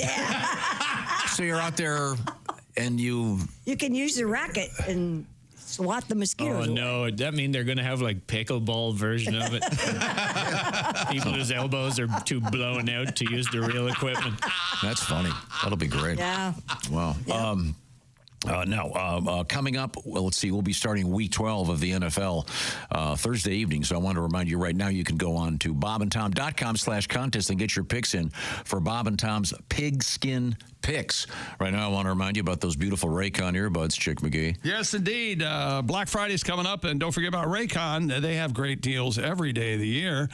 But now with Raycon and their updated earbuds, up to 30% off site-wide, not only on Black Friday, but every day up until Christmas. Check out the latest model of Raycon's everyday earbuds with new features like a 32-hour battery life, multi-point connectivity, lets you pair with 2 devices at once, and active noise cancellation. Even though Raycon's quality rivals some of the biggest names in audio, Raycons start about half the price of other guys. They're already an incredible deal even before you factor in their Black Friday offer of up to 30% off everything site-wide. And they're brand new colors. And don't worry, 30-day happiness guarantee. They want you to be happy, and it's time to save big for Black Friday. It's just this simple. Go to buyraycon.com/Tom to get up to 30% off site-wide. That's up to 30% off everything on Raycon's website. Go to buyraycon.com/Tom.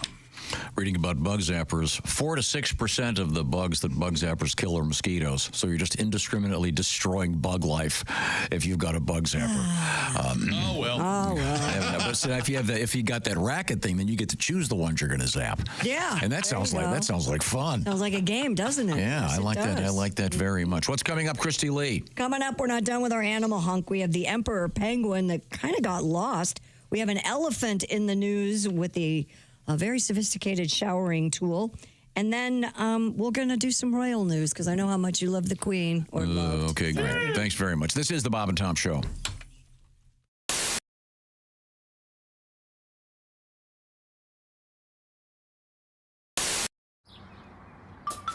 Is that Chick McGee? Why, it sure is. Chick McGee, who knows that an annuity from the folks at Silac Insurance Company means a retirement check in his mailbox every month. Chick works on perfecting his mailbox opening technique. Easy, Mr. McGee. Don't blow that elbow out. Chick isn't quite retired yet. He's just practicing for it. Because one day, Mailbox McGee will be taking his retirement the easy way. SILACINS.com. Silac Insurance Company. Dear Allie, my boyfriend has a backward spoon taped to the front side of his computer. I didn't know what it was. And I looked at he said it was a gaming thing. I didn't know what it was. And it turns out it's to see if anyone's behind him. Right. Sure. Mm-hmm. Is this normal? Yeah. Or is he going into some really dark areas of the internet? No, Well, we can't say he's going into dark areas of the internet necessarily, but he wants to know if you're coming in the room. Yeah, exactly. It's like a rearview mirror on your computer. For kids, yeah. I've never heard of that. Yeah. That's so funny. Convex. But doesn't that? But it's so awkward looking. Why not just go buy a small? Yeah, they make mirrors. Yeah, I don't know why you would do this. The spoon thing just looks so Unless bizarre. you're into cocaine. Well, I guess a mirror is obvious what you're doing. A spoon, you can. That make seems it even. No, but there's no logical explanation for. He just lied and said it had to do something with gaming. So she's Is like, there a chance it does, and we just are unaware? Like in case he has his headphones on and he can't see you. Right, he wants to know. there you go. But again, a mirror would do the same. Right. Right. But you can always Maybe he's army cheap. crawl in to try to catch him one day. Like, aha! But I hate having someone behind me when I'm using my. It doesn't matter what I'm doing on my computer. I can't stand it when someone's in back of me. And don't you instantly become the most misspelly person when somebody is standing behind you? Like you just cannot You have type to take right. 12 And tries. then, I've been thinking of keeping a ruler here. A ruler? Yeah. So when someone grabs my mouse behind me, I go. Who grabs your mouse? Does that happen often? Oh, Who the hell comes over there and grabs No your one. mouse? That never happens. Oh, all right. You must be talking about at home. Yeah, never. Oh. Of course not. Yes. Yeah. Don't you hate that though? Uh-oh. Yeah, that would annoy me. Yeah. Yeah. Ain't no way to But live, that is boy. an extreme measure to tape a spoon to see who's back there. It does seem like you're maybe doing something odd on the computer if you're that concerned about someone creeping up. Right. But it may be perfectly valid though. Also, you may have it again. It may be because if you've got headphones on, you don't want to be shocked. Your opponent noobs. It's really loud. Yeah. That could I like be. Ozzy's idea of army crawling in, though. Yeah, take a look Try at it. yourself. He'll never know. If he gets really upset, then it's like, well, I was just being silly. What are you getting defensive about? And then he can take a quick picture of you and just send you right off to the nut house. That'd be great. Yeah. Now, Josh, She sneaks in on her belly to spy on me. Now That that seems we've nice. this, Josh, explain why do you have a fork taped to your Taped to your what? taped to your computer screen? So that I can eat. Say it again. Say it again. Louder. So that I can eat while I'm looking Josh, at porn. why do you have a pizza cutter? The amount of enjoyment Tom's So that I getting can out of cut this. the pizza I want to eat. Don't you have one of those big hanging racks like in a kitchen above your computer monitor that has the pans and pots? And That's for the preparation of all the food I'm going to eat. Don't you have a brick oven in the can't bedroom? waste time going to the kitchen. To cook what I want to eat. There's a lady in my apartment complex that is a nudist. Oh, And she, Is that right? Yeah. And You she, told me about her. and she told me about naked pickleball, and I thought that was fascinating. So I wrote a song called Naked Pickleball. Pickleball, naked pickleball. Fun in the summer, nippy in the fall, playing pickleball. Naked pickleball with Esther, Clem, and Betty and Saul. Oh, boobs are flopping, knees are bruised, hips replaced, and backs are fused. Saul's sack is waving in the breeze. Took one to the nuts and fell to his knees. Playing pickleball, naked pickleball. Better use wipes in the bathroom stall. Playing pickleball. When nature calls, try not to dribble on your pickling balls. Flapping parts in private places. Esther's hoo-has in your faces. Incontinence and eventuality. Now we need to clean up on court 3. Oh, no. Playing pickleball, naked pickleball. Clem's micro dickle is mighty small. Playing pickleball, naked pickleball. Oh, try not to fall on your pickling balls. Yes, try not to fall on your pickling balls. yeah. Woo. Very good. Thank you. Very good. Larry, the cable guy. Larry, good morning. It's good to see you. But I gotta tell you, I had a horrible nightmare Last night? last night. Really? Before I come in here, I dreamt I drunk the world's largest margarita. And woke up this morning, they was salt on the toilet lid. Thank God I didn't eat the worm in there, I'll tell you that much. I tell you what, I was madder than a skinhead watching the Jeffersons. I tell you what. When you become a Bob and Tom VIP member, you get more and less. Wait, what? Which one? Which one is it? More or less? It's both. VIP members get more stuff to hear and less commercials to not hear. So Bob and Tom VIP is a good deal? Yeah, more or less. Hey, looking for the link? Hey, welcome back to the Bob and Tom Show. Christy and Josh and Pat and Ace. I'm Chick. Hello, Tom. We have a special guest today. Comedian David Nihill from Ireland has joined us in the studio. He's on his 91-city tour of the United States of America. And as a professional comedian, we thought we would school him a little bit with a special treat. The man is back. His voice is back. Of course, I'm talking about our own Ace Cosby. Ace? Who's that sexy man with a deep voice? Ace Cosby, here he is with his joke of the day. Hey, Jay. Yes, Ace. What did the beaver say to the tree? What did the beaver say to the tree? I don't know what, Ace. Nice knowing you. Nice on you. Christy got a kick out of it. Christy's crying. She's laughing so hard. Tickled pink over there. Oh, yeah. Ace's joke of the day brought to you by Omaha Steaks. Shop early. Save 50% off gifts from Omaha Steaks. Go to omahasteaks.com and use promo code BTS for an extra $30 off. Minimum purchase may apply. I've decided I like the joke. Nice and on you. It's nicely repeated. This is something to a repeatable one like that. Tell me your thoughts. Nice and on you. I enjoyed it very much. In fact, is that right? Yeah. In fact, we have this letter here, dear Bob and Tom Show. This comes to us from Terry. Terry, I wanted to let Ace know I thought of him Saturday morning. I was sitting around with my daughter watching cartoons. We went to watch Scooby-Doo, and they had an episode starring Kiss. Oh, that's a classic. Oh, yeah. Yeah.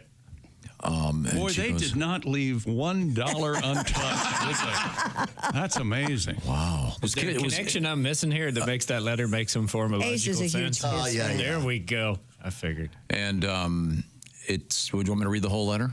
Please. Sure. Then it says, well, here, you're not going to blame me if I say it. So here, Josh, I'll circle the part I'd like you to read. Once again, this is from Terry. Anything to stretch this out. Anything to make it longer. Good job. Okay. It says, how about an extra joke of the day? Oh. Do you want one? Ace, are you prepared? I got one. Okay. Very good. Ladies and gentlemen. Who's that sexy man with a deep voice? Ace Cosby, here he is with his joke of the day. I didn't write this one. Okay. Oh, of course, the last one. Yeah. What happened when a microscope crashes into a telescope? A kaleidoscope. It's legitimate. As scope humor goes. That's right up there, yeah. Was that? I'm glad you guys schooled me on comedy. You're welcome. You can use that tonight. No worries. It's going straight in the show. Sadly, that's better than anything I have. A marble sculpture that was being used as a doorstop making news. Boy, that can't be easy, stacking all those marbles together to make a Yeah, sculpture. right? No, it's made out of marble, the rock, you idiot. Did you call him a idiot? It was purchased for $6, but could sell for more than $3.2 million. Man, I hate stories I like love this. this. Me too. Never happens to me. I love taking advantage of the foolish. No, but it's always well, we bought this painting for $7. I know. And the Constitution of the United States was in the back of it, and now it's worth $10 million. Oh, I love Ellen had some diarrhea, and while she was in the bathroom, I looked around, and there was this marble statue. According to CNN, the bust was made by French sculptor Edmé Bouchardon in the early 18th century. He is very good. It depicts the late Scottish landowner and politician John Gordon. Sure. The bust was found being used to Gordy, prop they call open it. a shed door in an industrial park. Yeah, I'm going there and take a shit. Private buyers already contacted auction house Sotheby's and put forward an offer of more than $3.2 million. Why do you guys hate these stories? Because it's not happening to me. They're fueling storage wars in America. They're like, one day it could be worth something. Yeah, yes. Like, stop hoarding It's stuff. a lot better in Europe. You got a lot of older stuff. We don't have a lot of old stuff. Okay. Here it is. It's actually, there you go. Wow. So that was holding the door open, and they had no idea it was priceless. I didn't know bust. $6? It goes below the nipples. Well, that's why it's called a bust. But I thought they were like neck. Gives it all the value. Neck up. No? No, that's a head. They both can, yeah. Yeah. That guy's got kind of perky nipples, doesn't he? Yeah, well, you'd be perky too if you were. Nice head of hair. Open a door. Nice head of hair. Yeah. If you were out in the cold in an industrial estate, depreciating value and enthusiasm that rapidly, you too would have frosty nipples. It is a nice likeness of John Gordon, though, the Scottish landowner. Oh, is it? You're familiar with his work? Oh, yeah, sure, sure. He's the one who used to mow all the land. That's right. Mowed Scotland. Gordon Landscape. Hills were a bitch. He developed the push mower, did he? No, he developed Scotty's, the grass food. Oh, I see. I see. Kind of a handsome guy. Yeah, he is. He's not bad looking. Well, It's a nice looking sculpture. Yeah, it seems too good looking to be a doorstop. I agree. Well, it's worth millions. Yeah. You really got to hate someone to make an ugly statue. Just spite to sculpt them. Well, I have to. There are some sculptures out there that don't look, Wade statue. Yeah, anything like the person. Yeah. I took a picture next to the Oscar Wilde statue in Dublin. Oh, nice. Yes. Good man. Yeah.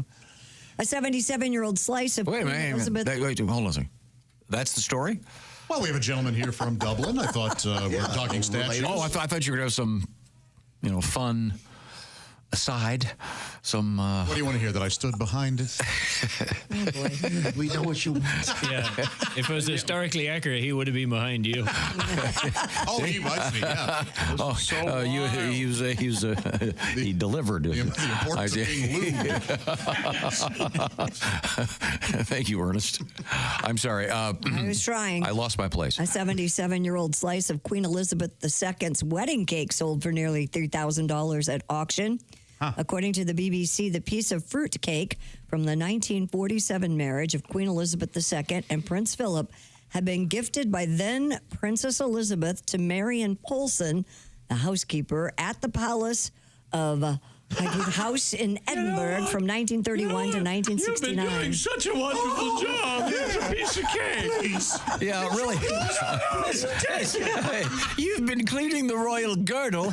Here's a piece of cake. Miss Polson kept that fruit cake until her death in the 1980s. VIPs have a salary instead. When it was enjoy the cake. Stashed away in a suitcase under a bed. Ugh. Initially expected to fetch around $640.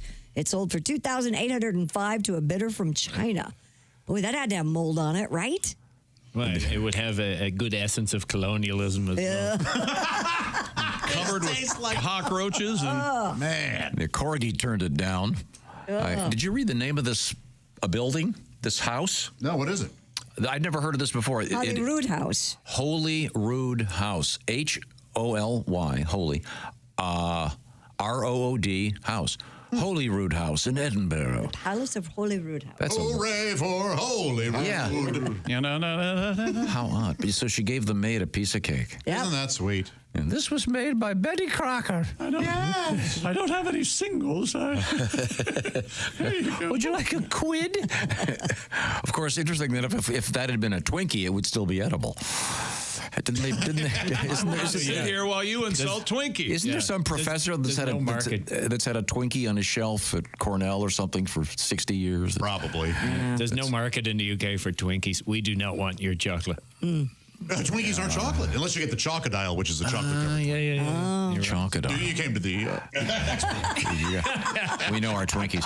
I'm sorry, Christy, back to you.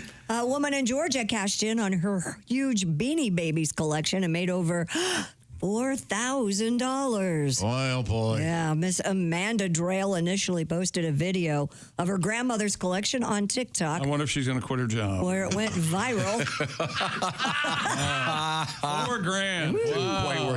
The 34-year-old was flooded with messages from fans eager to buy her grandmother's Beanie Babies. Beanie Babies. In just 2 weeks, she sold all 1,100 at $10 each and discounts for bundled purchases. What did those go for new? making a total of $4,300. Right. They're not worth anything new. I wonder how much her grandma invested overall. Yeah, they thought. Yeah, twice the money. Plus, you guys' coverage of the incident just got her audited, so she's now minus I mean, that can't be much of an upgrade. Are they more than $10 when you buy them? I have no idea. I don't think I've bought a Beanie Baby. She since lost my money. kids were Yeah, little. she is. Ms. Grail told Wasn't the Beanie news service. Babies the Bitcoin of the 80s? Absolutely. My Bitcoin's doing pretty good. You say what you want. Ms. Grail told the news My service that her, Dogecoin's doing even better. that's right, Doge. you're right. Their grandmother will keep her first Beanie Baby, which was a manatee that started it all. She said, I will miss them, but seeing them give happiness and love to other people fills my heart with so much joy. Yeah. I'll miss them. Yeah. My life was in ruins, so I got this Beanie Baby. Finally, I feel loved. Thank God. So happy now. No, it's a pirate, see? And his head comes off. Real soft. Yeah. Hey, look what Grandma left you. Oh, fine china.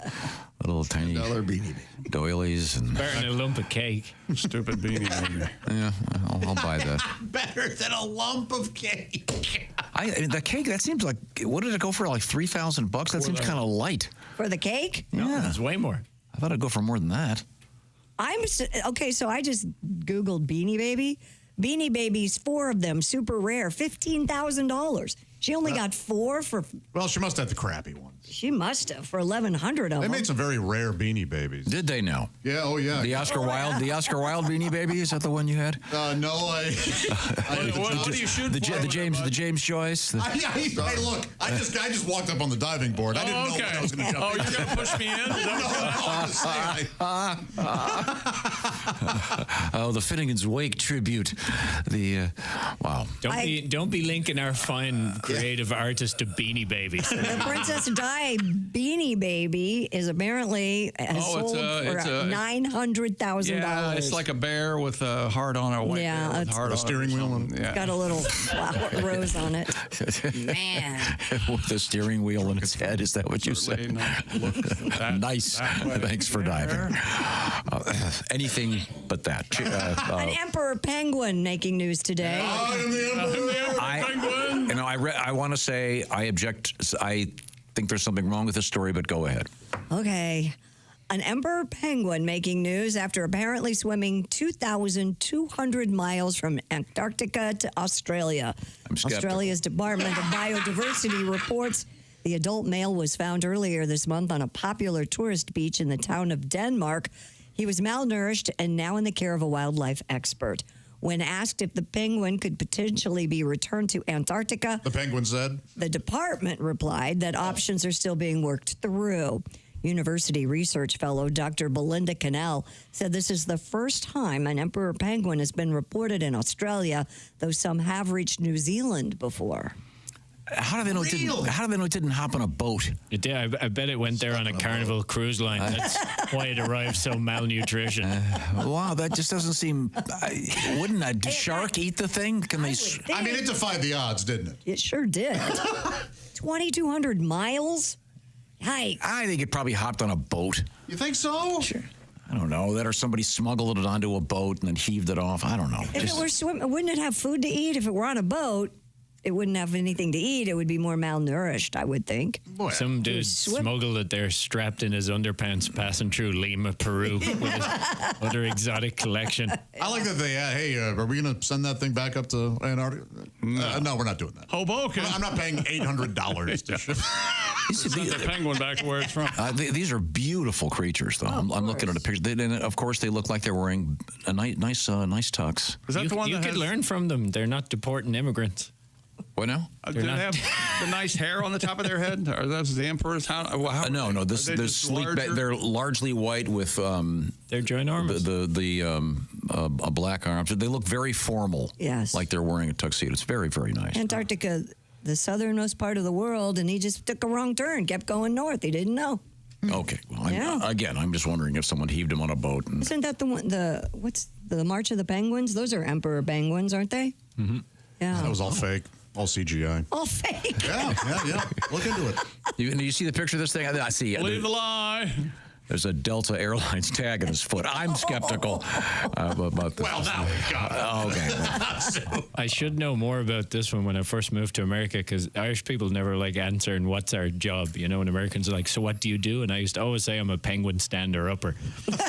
It's like, you know, when they fall over, I stand them back up again. They're like, oh my God, I can't believe the Irish guy's a penguin stander-upper. And that's where all my facts ended, sadly. Christy, we got time for one more news story. What do you got? Researchers say they've observed an elephant turning a hose into a sophisticated showering tool. This is BS. He's swift, but he's fair today. You ever watch? I mean, elephants, they take their trunk, they stick it in the barrel, get the water, squirt themselves. Elephants are known for their tool use abilities, Tom. That's a cartoon image, I think. And scientists at the Humboldt University of Berlin discovering they are, quote, amazing with hoses. They captured video of Mary, an Asian elephant at the Berlin Zoo, manipulating a hose in various ways to shower different areas of her body. An analysis of the video revealed Mary was able to coordinate the hose with her limbs, gripping the tip to use it as a stiff shower head before swinging it over her head to wash her back. Oh, she liked it a lot. The findings offer a new example of goal-directed tool use in elephants. Came so hard. What's going on? Elephants couldn't get her away from that hose.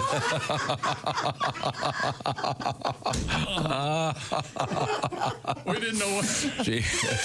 So what you're saying is the elephant knows where to put their finger to make it spray on the hose. Is that what's happening here? Well, their trunks are prehensile, of course. So it can just pick up the hose? And wouldn't you use the hose instead of your nose? You'd never get clean that way. No, you wouldn't. It's nice that elephants bathe. Yeah. So they're likely to be cleaner than most of the folks attending a Comic-Con. Oh, wow.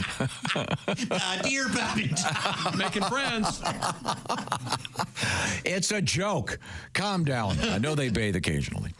Are elephants one of those animals that bathe in dirt? Christy, do you know this? No, they throw dirt all over themselves and it kind of washes them. I don't know the answer to that. I know I've given an elephant a bath before. You have? Yeah. I love this joke. Yeah. Yeah, with a hose. Yeah. Remember the video, Tom, of the guy? I love the way that none of you asked her where she washed it. Yeah, you're right. She does a lot of stuff at the zoo. But you're right. For those who don't know. For those who don't know, she just lived out there like me.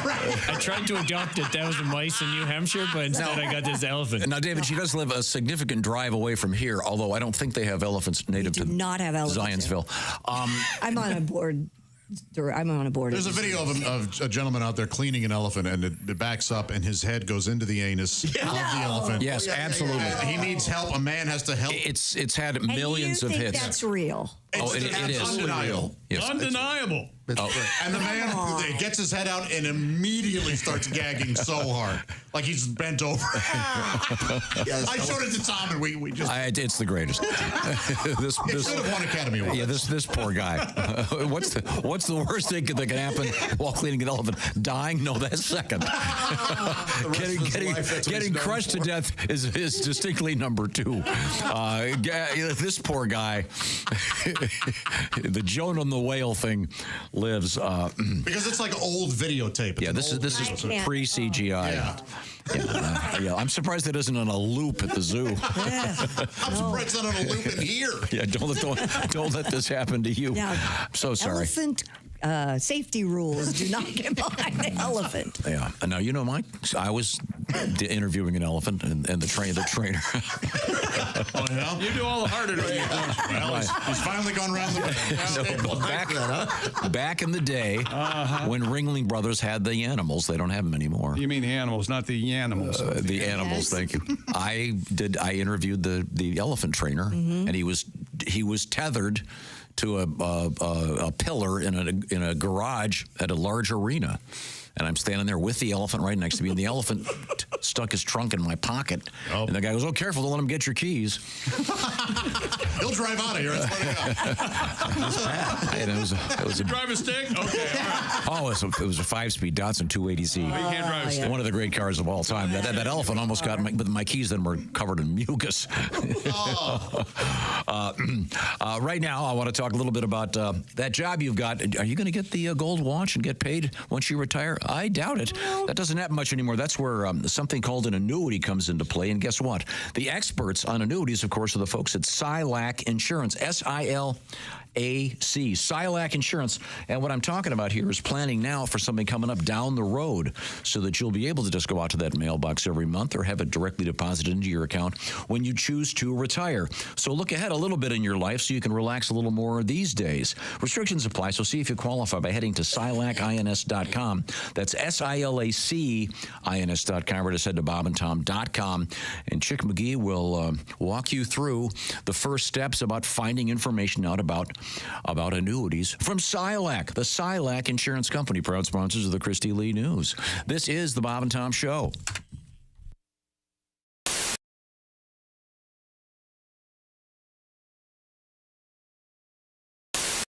All right, where's my big bowl? Hey Josh, new orange insoles are in with that deep heel cup. You should see how deep this heel cup is. Deep heel cup, you say?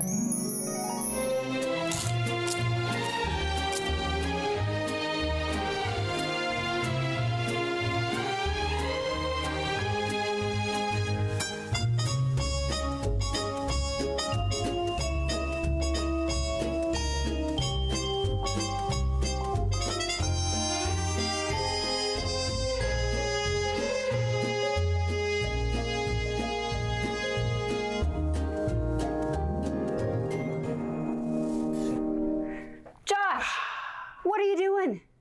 Deep heel cup. They're for your shoes. Gah. My shoes, you say? Orange insoles come with a deep heel cup and arch support to provide everything you need to keep up with your everyday activities. Orange insoles are great if you work on your feet all day, simply taking on the world. Orange insoles will help you feel better and do more, guaranteed. Get your orange insoles today and step into a world of comfort. OrangeInsoles.com.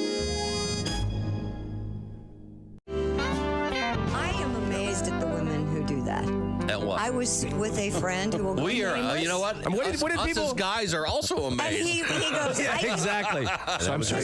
So Christy, you're talking with one of your not boyfriends, but just male a guy friend, Yep. and he goes, I can get a woman to send me a naked photo within the next 10 minutes. And? I go, no way. 8.5 minutes later, bing. Wow, Monsignor, that is impressive. Okay, that's less than 8 minutes. What happened now? Sent me a video of their Go ahead, ex-girlfriend. show it to Tom. I can't. I don't want Christy, cover your eyes. Oh, I've seen it all before. No, Oh, my God. Wow. Evidently, she's lost her keys. Oh, my Lord, that is... Yeah. But does that look like something out of the movie Dune or what? it really does. Let me word it this way. That puts the C in graphic. We must. I've got to. Wow. I've got to go. Hold on a second. I've got to go. That is a slut. I've got to. That is an ex-girlfriend. That's not someone making a sandwich, even though it looks like it. Wash your hands and make me a cheese sandwich. Oh, Mommy, why is that woman massaging two pancakes? Wait a minute. Hello there, it's Ed from Ed Septic and Sewage.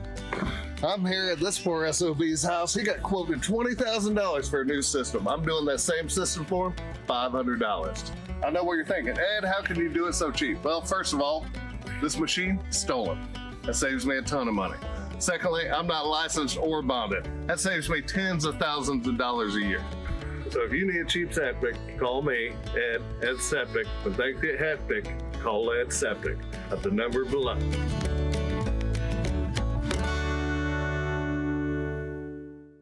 From Ed Septic.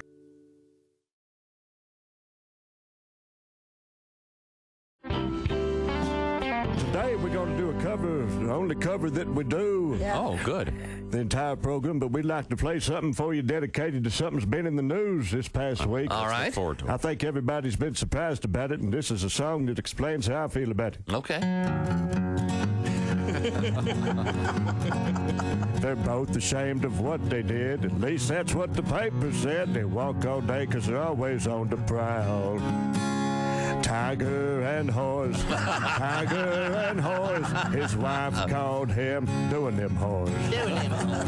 They're both pros at what they do, and both require special shoes of each of their heads going down in the caddy. Tiger and horse, tiger and horse. His wife called him doing them whores. Neither of them's made a peep, and fire hydrants don't come cheap. Be careful when you're out there chasing tail. You could wreck your truck and cut your head, but the number one lesson ever said, no matter what you do, don't leave voicemail. Tiger and horse, tiger and horse. His wife called him, and the odds are pretty slim that you won't see him with any more horse. Yay! Miami, Cincinnati, Boston. I mean, it's I got you. But no Houston?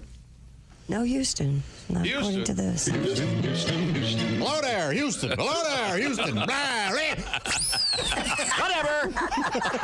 But he wants me to stop this. Don't do that. That's irritating. Don't ever make that noise again. I can't make Houston all that noise. If you make that noise. No, yeah. Stop slide whistling. People can't hear Houston and hello there. Hatbox.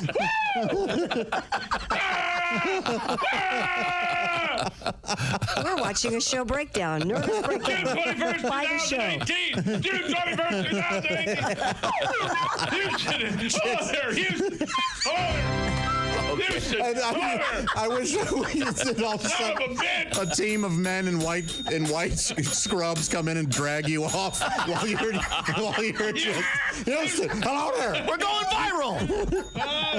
Tighten up. Breaking away. Yeah, and then they inject you. They inject you with something. 1936. Beatles. Ed Sullivan.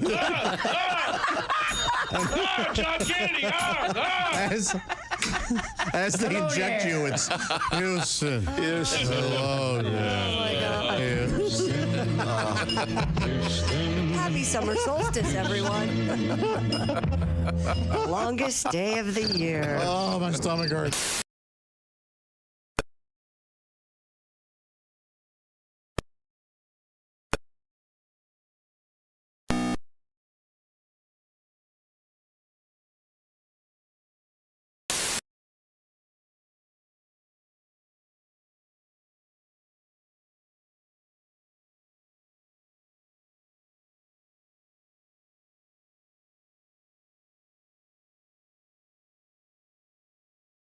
Groden. Yeah, I read that over the weekend. Oh, thank goodness that didn't happen. Did not happen. Yeah. There's a coffee table book. Bad casting choices that didn't happen. Thank you very much. Hey, welcome back to the Bob and Tom Show. I sound AI, huh? Hi, Tom. How are you? Got a letter for you, chick. All right, hit me. Wait a minute. It's for me. I got a letter, Maria. It's about chick. Oh. It's about chick. Says, Dear Tom. About time. Thank you for shoving your hand up chick's butt to make him do his Don Shula impression. Well, you're welcome, John. It's always one of my favorites. It's an annual event when the last undefeated team gets defeated. We get to hear from the late Don Shula. You called me a crazy old man. Graduate of John Carroll University. Great university, great gentleman. And now we turn to have a steak. Christy Lee.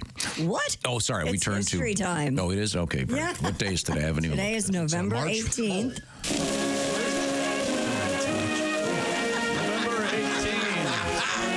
It's March in the lunar calendar. What? Okay. We'll do this in quiz form. Pragmatics. Perfect. This is an easy one, Christy Lee. Mm-hmm. Happy birthday, born in 1923. The first American in space. The first American in space. First American in space. John Glenn. No. I don't know. Big Al Shepard. Alan Shepard. And they got to meet Jackie. Oh, they did, yeah. It's those guys are the original, the Wee Seven. How many of the astronauts can you name, Christy? Of those? Yeah. Alan Shepard. You already hit. You got John. You got your John Glenn. John Glenn. That's two. Got your Rusty Shackelford. You think I'd know this? We watched that. Rusty Shackelford. Biff Dirkwood. Mike Shepard. No, Mike Shepard. What the hell? What country are you from? Alan's brother, Mike. That's right. Yeah. You got tag along his little brother. You got Wally Schirra. You got Scott Carpenter. Was Deke Scott Slayton? Carpenter. Gus Grissom. Tony Dow. Deke Slayton was one of the original. He didn't get to fly in the early days though because he had a heart murmur. He had a heart murmur. But they put him in charge of astronauts, right? But he later went up. Early, he was in national. Five-ish Finkel, I think, was one in of Mission them. Control, wasn't he, Deke? Yeah. What a cool nickname that is, huh? Yeah, that's a great name. You don't think it's a cool name? Deke? Not at all. Deke? It's barely a word. Yeah. Oh, I like Deke. It's really close to geek. Or dork. Yeah. Maybe it's a combo. Maybe he was a Dicky Gork. A Dorky. Dorky Deke. Or a Dicky Deke. But what a dumb question. A dorky geek. Okay, happy birthday. You mentioned it before. Wait a minute, you didn't name them all. What are all? Scott Carpenter was a citizen, right? He wasn't in the military. No, they were all military. They were all military. Yeah, John Glenn, Scott Carpenter, Deke Slayton, Alan Shepard. You don't have the list there. You're going from memory. Alan Hale Jr. Alan Hale Jr. Wally Schirra. There you go. Tony Hale. Gus Grissom. Gordon Cooper. There you go. Super duper Gordon Cooper. That's right. Great movie, by the way. Best pilot you ever saw. Right stuff. Right stuff, yeah. Wildly inaccurate. Happy birthday, Mickey Mouse. Yeah. And Minnie Mouse. And Minnie? Steamboat That's what Willie. it said on what I have.